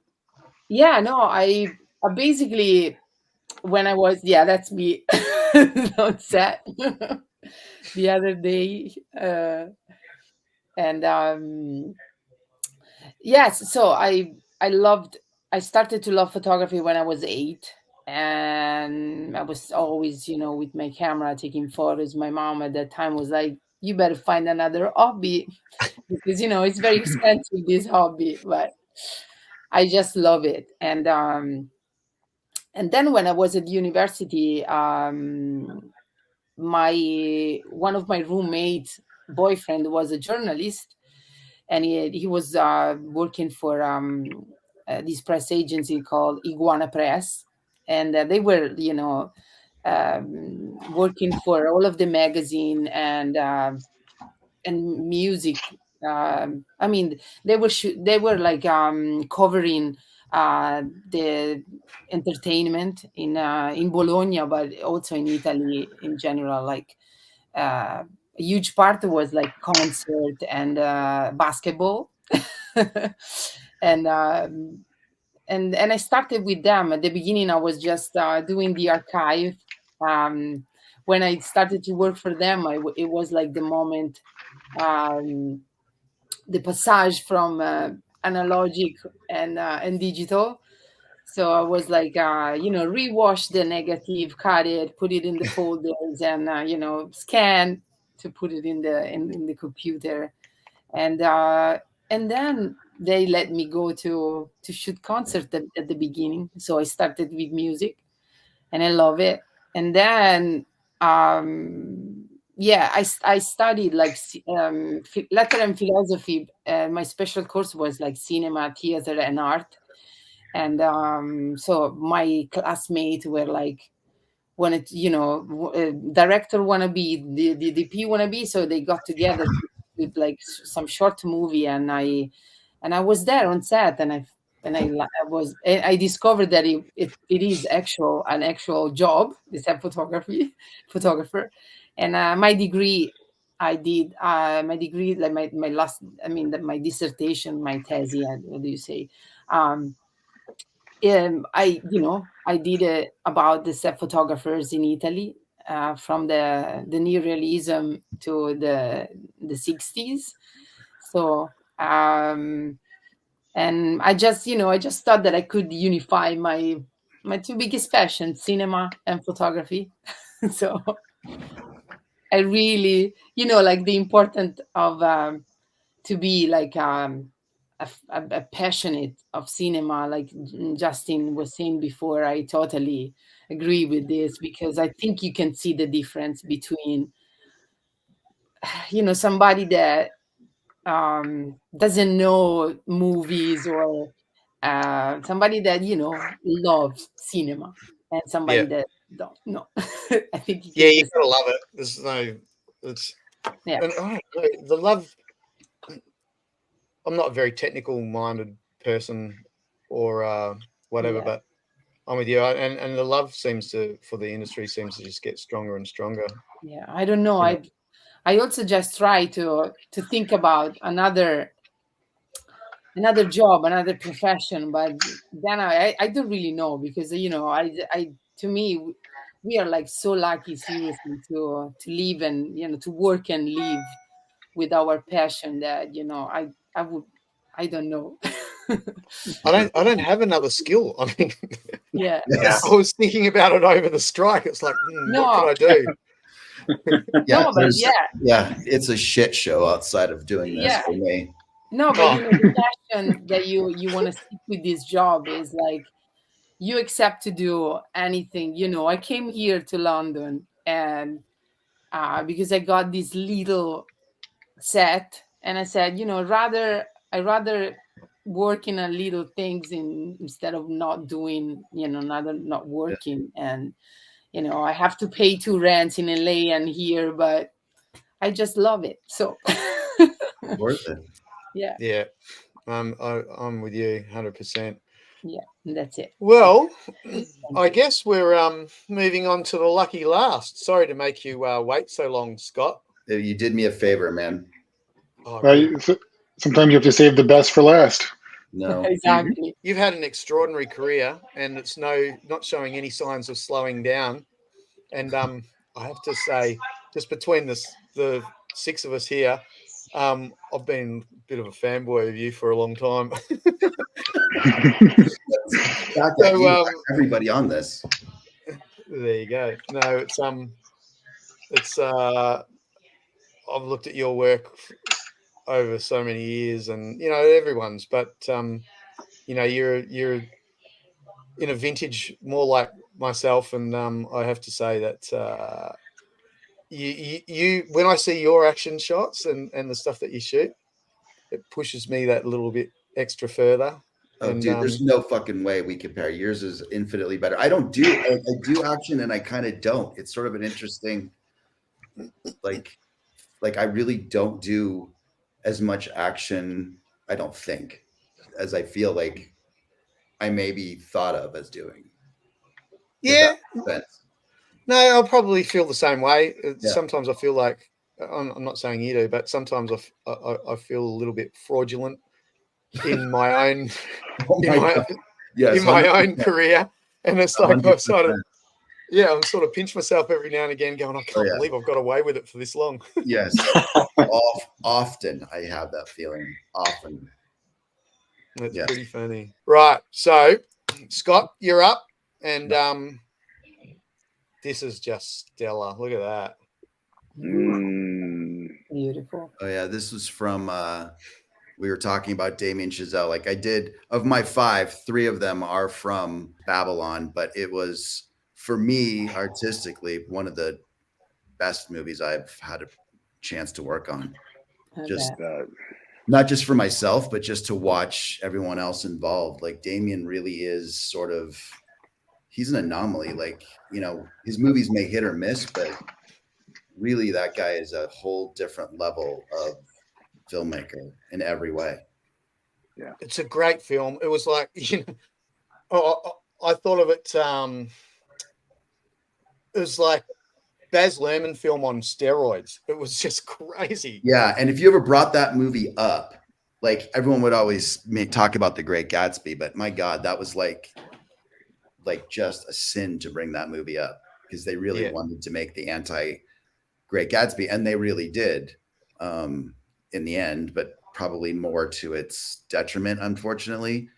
But it was just a spectacular, super enjoyable film to be a part of. I mean, it was also, I loved it for so many reasons. I also loved it for the fact that when I originally was supposed to do the film, Damien did not want a photographer on set because he was trying to save his budget.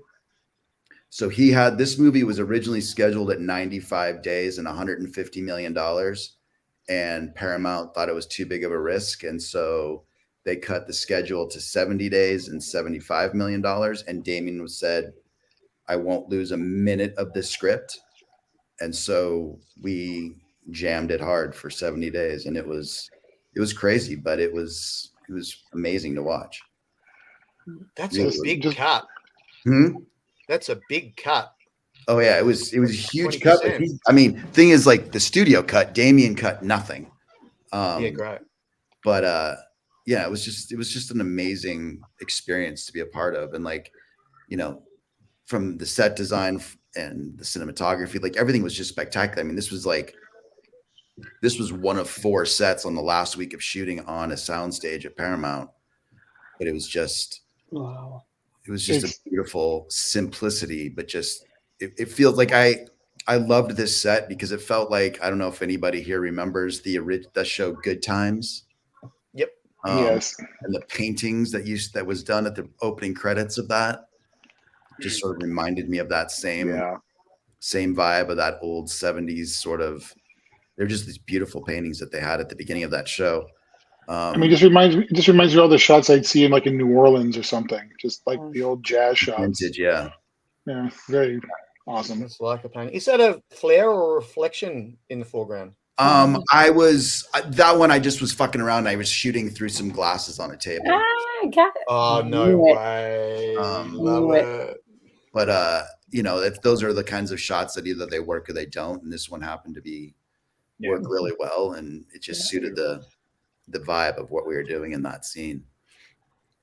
It so does. It was just, you know, and I love that it's essentially, you know, it feels almost black and white. It's 2 colors, and it just was done and thought out just beautifully. Yeah, the muted colors are beautiful. Yeah, it does. It does feel monochromatic, doesn't it? Yeah. Hey, where did you start in your career? I went to film school and then didn't have any idea what I wanted to do, and then I worked, this is a long, funny story, but I have Roseanne Barr to thank for my career. Wow. Everyone knows Roseanne. I was like a runner for her and her husband, Tom Arnold, at the time. And it was a shit show. And in the end, there was a whole thing that happened, and I got a payout of some money.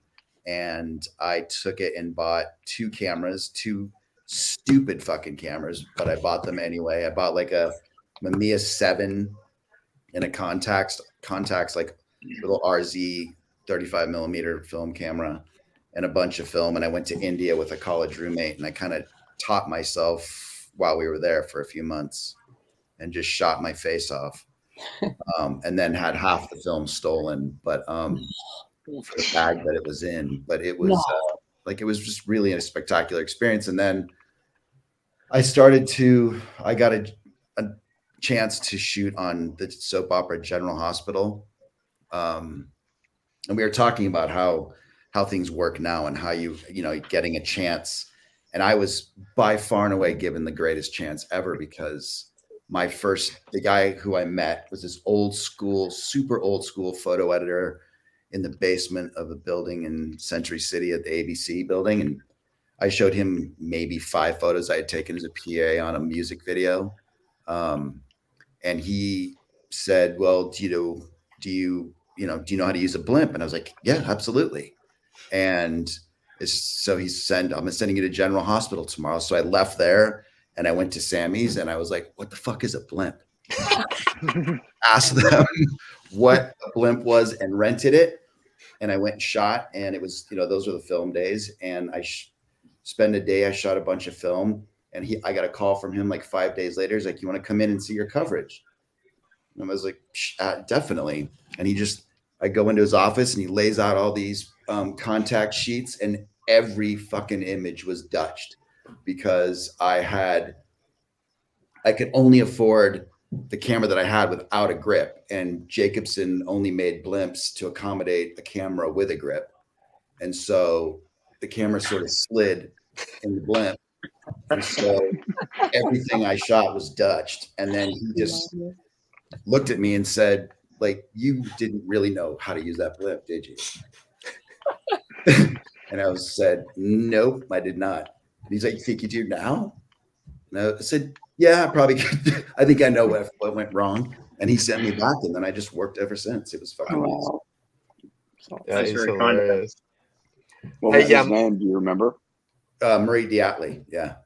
He passed away a while ago, but like, those are the kind of chances. Like, now the people in his job now are, millennials or Gen Zs. It's their first job, and they would just probably have called me an idiot, and I would never have heard from them again. That was a rare time when I was able to get that chance to redo it. Because if he hadn't given me that chance that day, I don't know where I'd be doing, honestly. Yeah, that's a really good point, eh? Yeah, literally, that was it. And I worked ever since then. I got all of my hours for the union was over 4 years of working on soap operas. Oh. Yeah, which was amazing. Like, it was fun and interesting, and the crew was just grizzled old angry fuckers that had been there since the 70s, and they would tell stories about cocaine and the smoking cigarettes on stage, and everyone was fucking each other everywhere, and it was just an amazing. It was super fun, but. And I was bartending at the same time. And then I eventually was able to get out of bartending and just do that full time. And I got my days, and then I got into the union and kept going. It was great. That is very cool. Yeah. It's funny how it's like nearly all of us have this story about how close it was how close it was to not going further in the career. 100%. Like, 2 failures, like working for Roseanne and not knowing what a blimp was, like, got me to where I am, ironically. The blimp one, that's a classic. I got kicked out of photography school on the first day, just quietly. Now, you've worked on a few small films. Yes. A little movie about it. Is it an aviation movie? Yes. This one I included only because it's amazing how many people have asked me, whoa, how did you get that? As though if I had been in the original movie and inverted and shot that from another jet. But I was on a scissor lift on a runway at the Navy base in San Diego. And I showed this to our visual effects supervisor, who was like, you want me to make that really cool? And I said, yeah. And so he just took it concrete and replaced it with that ground shot. But that was there was. Has any of you worked with Tom before? Yeah, I've done. Yeah. 2 or 3. Yeah. When we first started on this movie, I mean, it was such his baby, and he was so obsessed with it that we did countless special shoots throughout that film where he would just say, I want to do a shoot, and then everything would stop. Or if it was when he wasn't working, then I would go with him, and we would just go do shoots all the time. Wow. That's great. Awesome. Wow. And it was a great learning experience. Like, he is a very direct dude. Like, there's like, I love working with him, but he is a no bullshit, just as real as you can possibly get. And, and as intense. And when we would do these shoots, like, you just had to learn to, like, I learned a lot about being direct myself working with him and how to direct him. And, there were certain little battles we would have, and it was amazing. Like, the shit that came out of that from, insisting that I shoot him from super below and like a few feet away. And I'd say no. And I would do it. And then I would show him the back of my camera. Like, this is why I didn't want to shoot it low. And he'd have big all chinned out, and you go, all right, yeah, cool. Let's move on. But you kind of you have to know with someone like that, or other, Michael Bay's, or those people that are yellers that are very serious. Like, if you're right, if you know you're right, then stand your ground. Yeah. But you really want to know you're right. He's I don't think there's a job on a film set that he couldn't just step into and do. And no, 100%. He is one smart cookie, and I'm with you. I loved every moment working with him. It was amazing, and because it was his baby, like, I had to do once a week for that movie was a year long, because we kept having to redo things and change things, and so every single week I would have to go with him, and then Jerry Bruckheimer and Joe Kaczynski, our director, and all the department heads from Paramount, who would come to wherever we were, and because he would beckon them down from Paramount to come to wherever we were, whatever Navy base, and we'd go into a room with a 65-inch monitor, and I would have to collect through what I liked from that week every week. And he would sit there and say whether he liked it or whether he didn't like it. And if he didn't like it, he spent a lot more time with those photos as to why he didn't like them. No. And, I would have to fight him if I really liked it, and would have to explain why I would keep something. But yeah, it was amazing. Like, he was like, I want to know every poster, every cover, every shot that's being used for this movie. I want to know what it is and where it's going before we finish this movie. Wow. And most actors, they just hand it off to a publicist who goes through their kills, but he did everything himself, but with me sitting right there along with everybody else. Wow, that's amazing.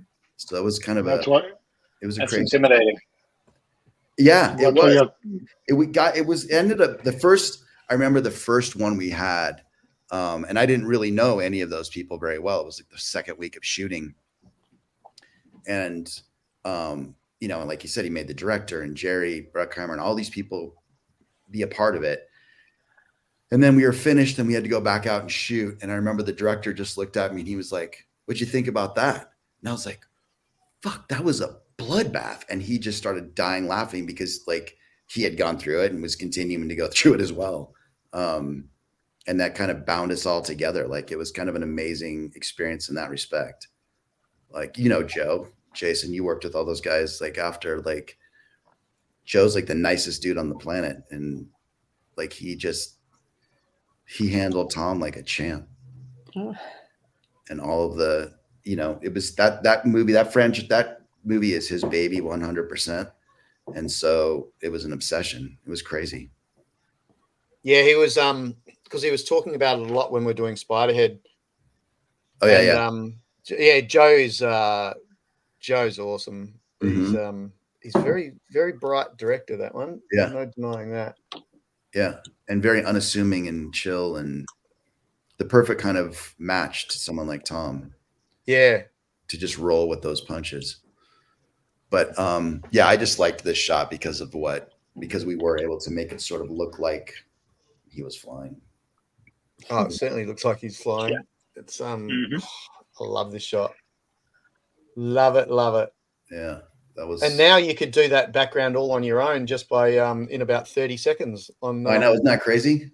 Oh my God! I don't know because I'm horrible with that shit, but I'm strictly a trigger man. Like my post work is a disaster, but I'm loving generative AI, the generative fill. If you get a chance, it's only like a 10-minute video that I did one on my YouTube channel on the generative fill, and it will blow you away.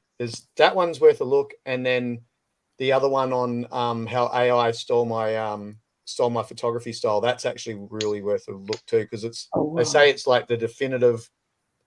Yep, 100%. There is absolutely no denying the fact that AI stole this style. Yeah. So that's crazy. It is crazy. And I love this shot. They just I just saw this. This was just released, right? Because I saw it today. That's the only reason I sent it to you, because I loved it when I did it, and I just I was desperately wanted to include this, but obviously we all know you can't do that kind of thing. But then, literally the next day after I sent you everything, the director Todd posted this, and so and this was not my movie. I was covering the first month. This is the second Joker film. And Nico Travernise. Yeah, Nico did the first movie, and he couldn't do this first month of the second movie, so I covered that. And it was awesome. I mean, it was so incredibly visual.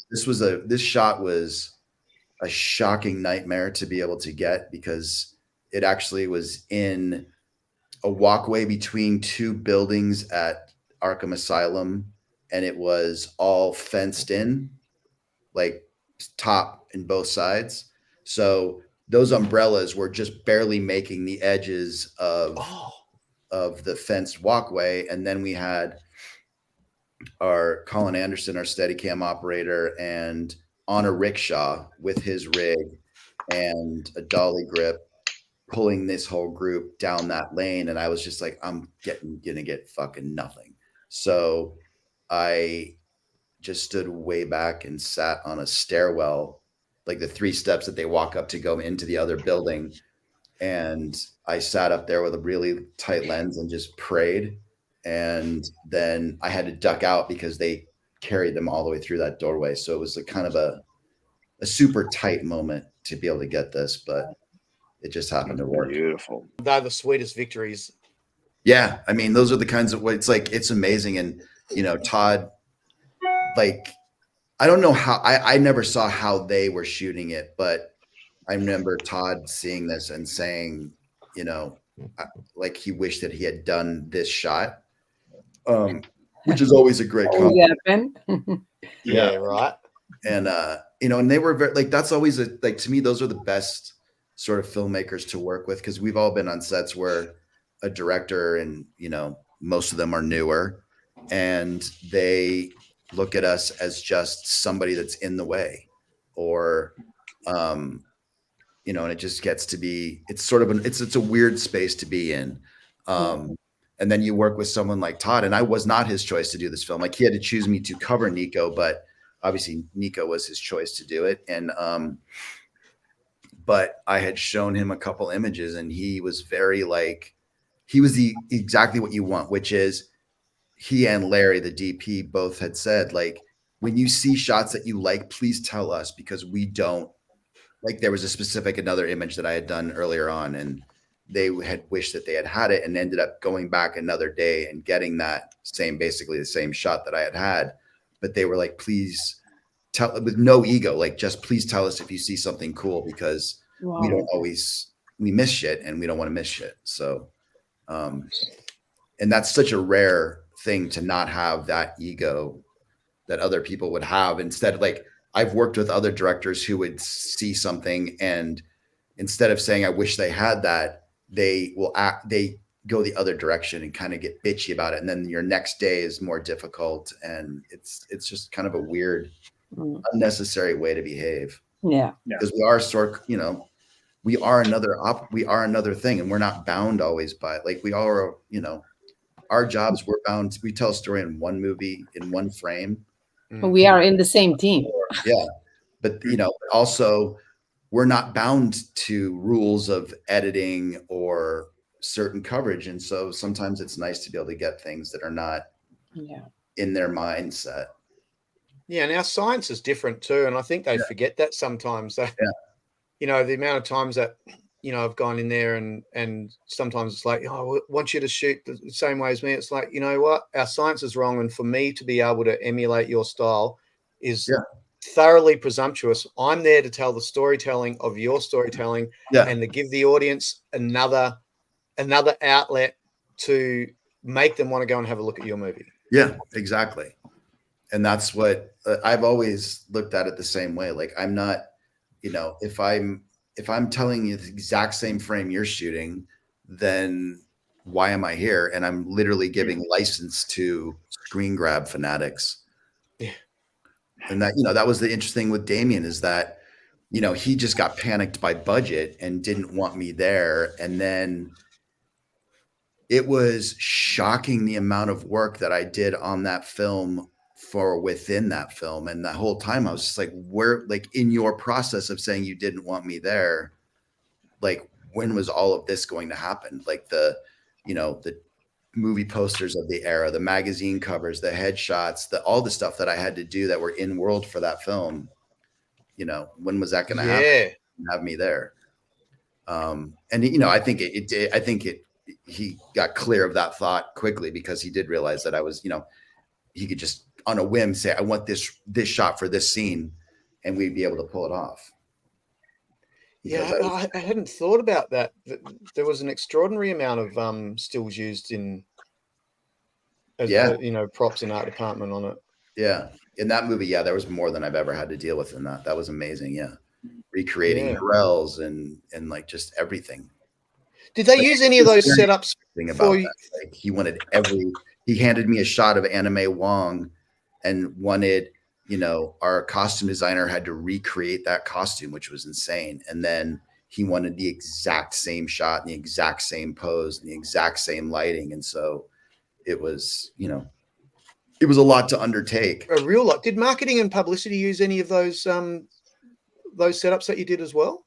I'm trying to think if they did or not. I'm not sure. Like there was a whole discussion of a book and some other things, but none of it ever came to fruition. And because I don't think the movie did not do well. It just sort of all fell by the wayside. So yeah, it's just, that's why I'm like, I show a lot of it just because so much of it was never seen. And it was just such a beautifully done film. Oh, I loved it. Yeah.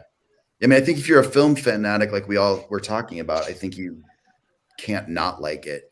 And there's obvious points where like it could have skipped over or spent less time with, but overall it's just a really ambitious project that was done incredibly well by a lot of really talented people. Yeah. Like you just look around and you're just like, Jesus Christ, this is just so top level on every point. Oh, that scene in the ranch, when the last light's coming down and they're blowing everything up and everyone's got to be in the right spot. It was just like, oh my gosh, that was insane.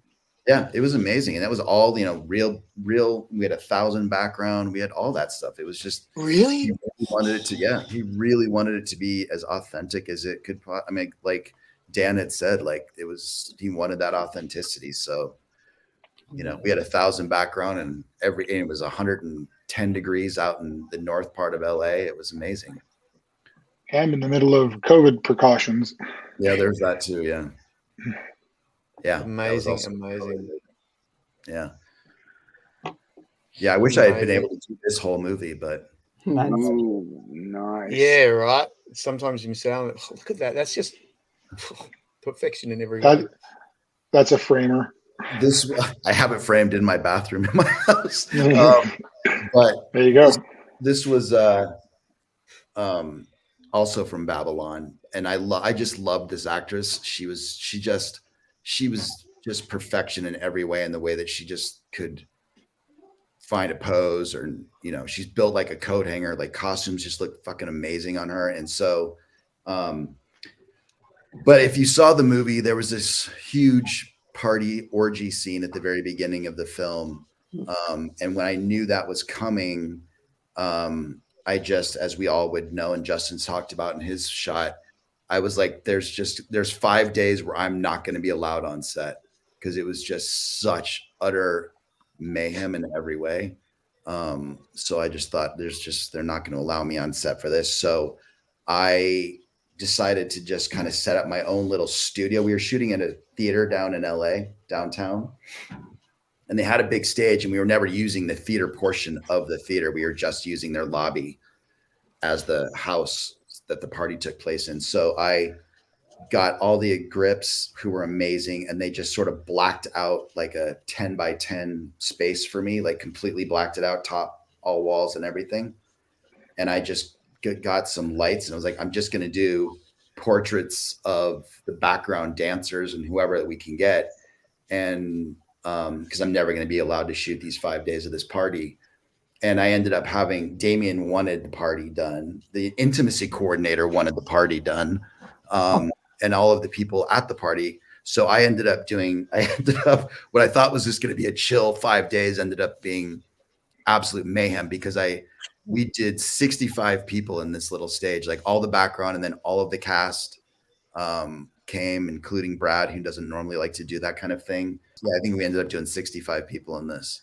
And I just, you know, I was trying to, like, this movie was, I was trying to make everything feel, because Damien also had this idea that even though it took place in the time period, he wanted it to also be a modernized feeling for that time period, in a weird way. And so I just kind of took that idea and did these shots and tried to make it seem sort of like very simple, but as sexy as we could do. And this one I just really enjoyed, and she was just great.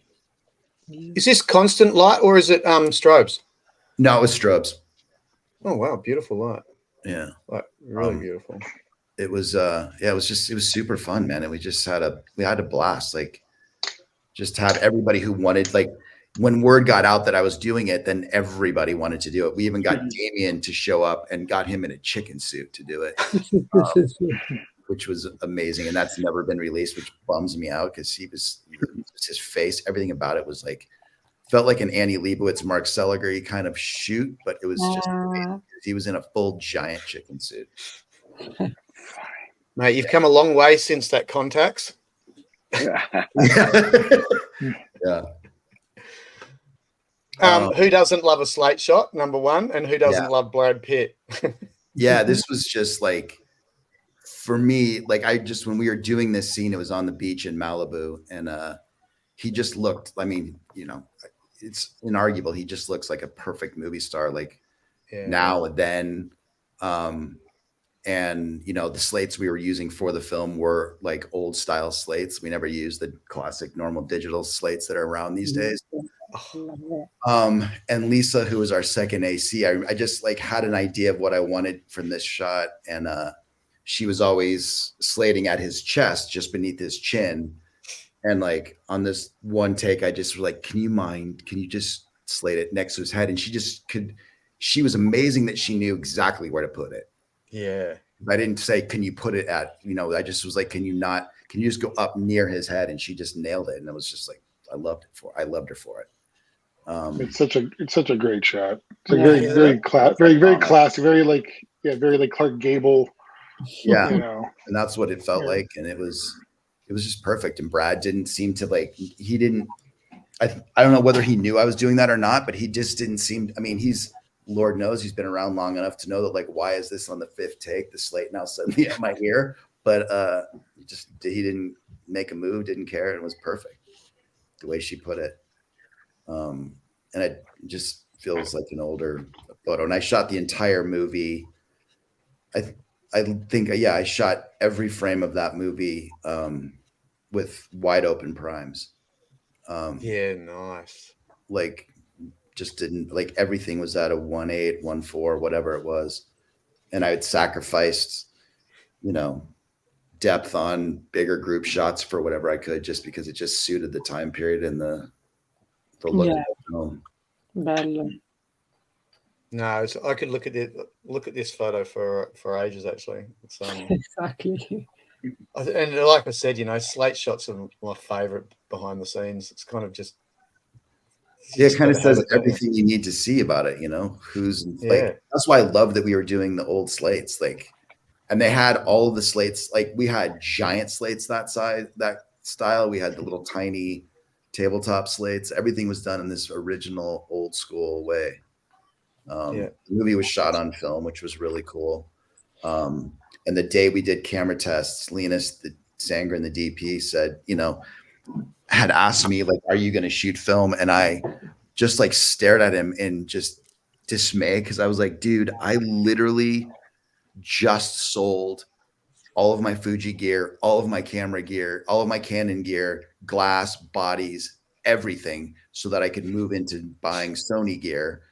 I had done a movie with Brad before this called Bullet Train. That was a Sony movie, and they had said they would like me to use Sony gear, and I didn't have Sony gear. So I was like, well, you're going to have to figure that out. And so Sony had lent me a bunch of stuff. And they wanted it back like the first 2 weeks we were on the film. And I was like, I can't change systems in the middle of a film. And they let me keep everything for the entire film. And then I loved it. So I then bought the A1 had just come out before we started this film. So I started with that on this. That's amazing. Did they give you a good discount when you went to buy? Yeah. Good. They did. Yeah. Decent. But I mean, it was such a massive instant investment because I had to sell off everything. And when he said, are you going to shoot film? I was just like, are you fucking kidding me? Scott, I had the same conversation with Linus on First Man. Yeah.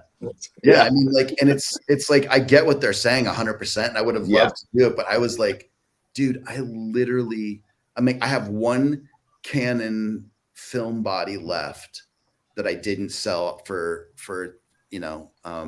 sentimental reasons, but I have no glass. I have no.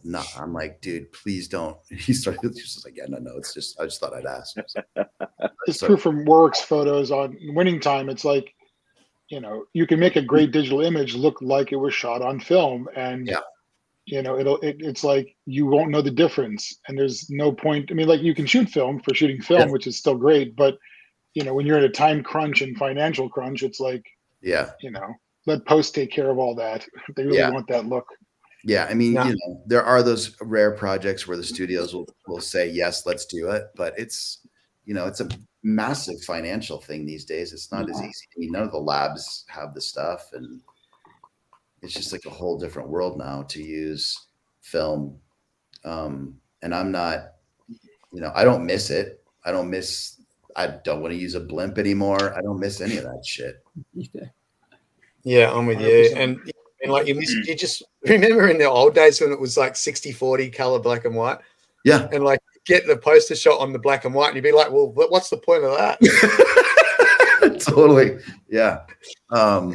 It's amazing. I just I don't miss those days. Like, I don't miss the, nail biting of, because also, I mean, lighting has changed so dramatically now. And, I've done films that are just like shockingly dark. And even now, digital is still like, it seems like our cameras are always a handful of years behind the cinema cameras in terms of like what their abilities, especially in low light conditions. And you work with these DPs, we're just like anti-lighting. Oh. And you're just like, fuck, man. Like, what am I going to do here? Exactly. I just sit there on day one now and it's like, hey, my work is going to be at least a stop brighter than yours. Yeah. Don't hate me. But if I don't do it, it's going to go to some web page or someone they somewhere, do it anyway. And they're going to do it and it's going to be come up all muddy. So you're better off me exposing correctly now. Yeah. And you just have to suck it up. And even then they still fucking do it. It's so frustrating. Like, they just don't seem to understand or care anymore about like, what does this film actually look like? I look at photos from films that I've seen or I know were done much differently, and it's just blown into this like flat driver's license look, and you're just like, Jesus Christ, that's not what this is supposed to look like. And it's depressing to watch. Yeah. The other thing about this shot too is that you've actually got the original title instead of a working title, which is do my head in. Yeah, I know, right? Yeah. Yeah, it's that is the nice thing too, to not have to have that whole new trend of I mean, I think we did have a code for the film, but they didn't do it on the slates. I think anything that you have a Brad Pitt in and you're going to be out amongst the world, you kind of have to be coded, even though everyone figures it out anyway. But yeah, but having it on the slate sheets and our location signs, we had it. Look at that handsome man with his Fuji cam. What were you shooting that into? That I wasn't actually. This was on a TV series called Too Old to Die Young that Nicholas Refn, who directed Drive, did. And it was truly a beautiful, beautiful show in every way. Darius Kanji was the DP. Wow. It was just a stunning show. This is actually taken by one of our camera operators. He had a camera that he had just redone. And so he had taken that when we were out in the desert. It's a great shot. Yeah. Beautiful light. Yeah, it was amazing. Yeah, he had this, like, I can't remember what it was. It was just an old, really old camera that I cannot remember what it was. And he was taking stills when we were out in the desert. And so he took that. That's crazy. Very cool. Yeah. Hey, no shortcuts, newbie advice. What do you reckon? No shortcuts. How would you get into it today? I mean, this is going to sound like a bitter move, but it's just shut up and listen. Like, it's just amazing. I mean, I think we've all got these emails from these people who, I want to do what you do, and then check out my website. And, you know, one of every 5 or 6 I'll respond to, because some of them are just not where they need to be at all. And then others, you think they might have something. But as soon as like their reaction, if you're not saying you're the greatest thing ever, where have you been? Like, please come and do this movie. If you don't have anything short of that to say, they just disappear, or there's no appreciation for you looking at anything or giving them advice. So that would be my best advice for people, to shut up and listen. Like, if you want to learn how to do it, then pay attention. And I mean, I learned so many lessons from people. I remember the first time I walked on a set, like first time I was on a union show, it was a TV show with this unbelievably, let's just say, serious DP. I walked on this show and I just sort of was doing my thing, and he just like basically dressed me down for having not introduced myself. And to him especially, I mean, he definitely was that guy that wanted that, but it was definitely a valuable lesson, like, to learn and pay attention to like what goes on sets, and to be able to read if you can't read a room, it's the wrong job. And I remember another, like, again, like the first year I was union and working on a show, and that was back in TV days. Justin and I came up at the same time. And there were these, you know, you would get called and you would go to a show on a Tuesday, and you may not go back to that show for 6 months. So no one knew you, no one cared. And I walked onto this show that had been around for a while, and the cast, the crew, everyone knew each other. And then I just showed up in the middle of a day, which was the other thing that used to suck. They would give you an 8-hour window. So, you know, the crew would be in the middle of their day, and you would just show up and just try and figure out where it was, what they were doing, and how it worked. And I remember this actor, I walked on this show, and he like saw me with my camera. He's like, "Hey man, hey," and kind of introduced himself in the set. He was sitting in the scene. He's like, "Can you do me a favor? Can you just move just a little off to the right a little bit?" I'm like, "Yeah, sure." So I took a couple steps. And he's like, just a little more, just a little more. And I moved away, and he essentially moved me out of the room.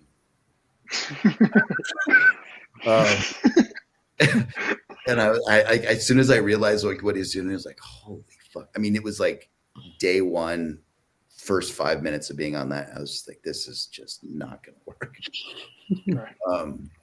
But yeah, you learn from doing those kinds of things. And I think to not have an ego is the best thing you could do. If you go in thinking that you're have anything whatsoever to do with the making of what's going on, then you're in the wrong place. Yeah, that's actually really super advice. And you know, I always say, you know, if you're user friendly, you're the one that'll go global. But you know, you can be the best technician on the planet. Yeah. But if you a squeaky wheel, then you don't leave your postcode. But if you do your deal and get on with the job, and if you're not happy, you make those changes when you do the next deal. Well, then you tend to, you know, see those same people around, which is one of the reasons why I love being on the road. You know, because you've got you basically got user friendly people that sit there, and until you screw up, you're the best person on the planet at doing that job. And exactly, until you screw up. Yeah, we've all screwed up, and you know that's the thing is if you learn from your screw ups, or if you get pissy and bitter about your screw ups, I guess that's the difference. Faults that moved me out of the room. I mean, I was the new guy that didn't. I just kind of stepped in, like clueless and stupid, and he didn't broom me out in the most graceful way. Like the whole crew knew what he was doing. I just was so dumb. I didn't know what he was doing, but it was still, you know, it was a learning moment for sure. Yeah. Like I never went to another set in my entire career ever where I didn't introduce myself to everybody within that I have to deal with at all times. Yeah, and sometimes there's not the right time to either. I mean, like if I get in there on a day and it's an intense scene, I won't go and introduce myself to the cast till later or the next day, and literally say that and say, listen, reading a room, right? That's exactly. Understanding like when that person is the time to approach or not to approach. Yeah. You know. Yeah, 100%. You know, hey team, we did it. We did it. Nice. Now it's Saturday morning where Stefania is. It's almost time for breakfast. It's almost anyone want to add anything? Anyone want to, you know, lay it all out? We pretty much did, man. I think you covered everything. Yeah, cool. It was great. Happy man. days. I'm glad normally I'll do a 5, about I think 3 hours of everyone's time is more than enough. But I must say thank you very, very much to the 5 of you for joining me. And thank you, Jason. Photo Folio. Yeah, it's fun, right? Yeah, thank you for doing it, dude. Seriously, it's a valuable thing, I think, for a lot of reasons. Well, good. I'm glad you feel that way. We've got to do a one-on-one too, Scott, at some stage. Okay. And, love to. Yeah, it's an amazing thing to do. I keep on calling it legacy interviews just to record, and you know, there's no information by actual still photographers out there. The stuff that you see is someone who spent like 3 days on a film set, and it's like, oh my gosh. Well, team, what did I tell you? That was a Ripper 5 Photo Folio. Some exceptional advice and some great stories, not just about photos, but filmmaking in general. Now, if you enjoyed that one, if you could do the bell, get notified when we've got the next one coming up, and subscribe. Subscribe helps me a great deal. So have a great day and see you soon. Cheers.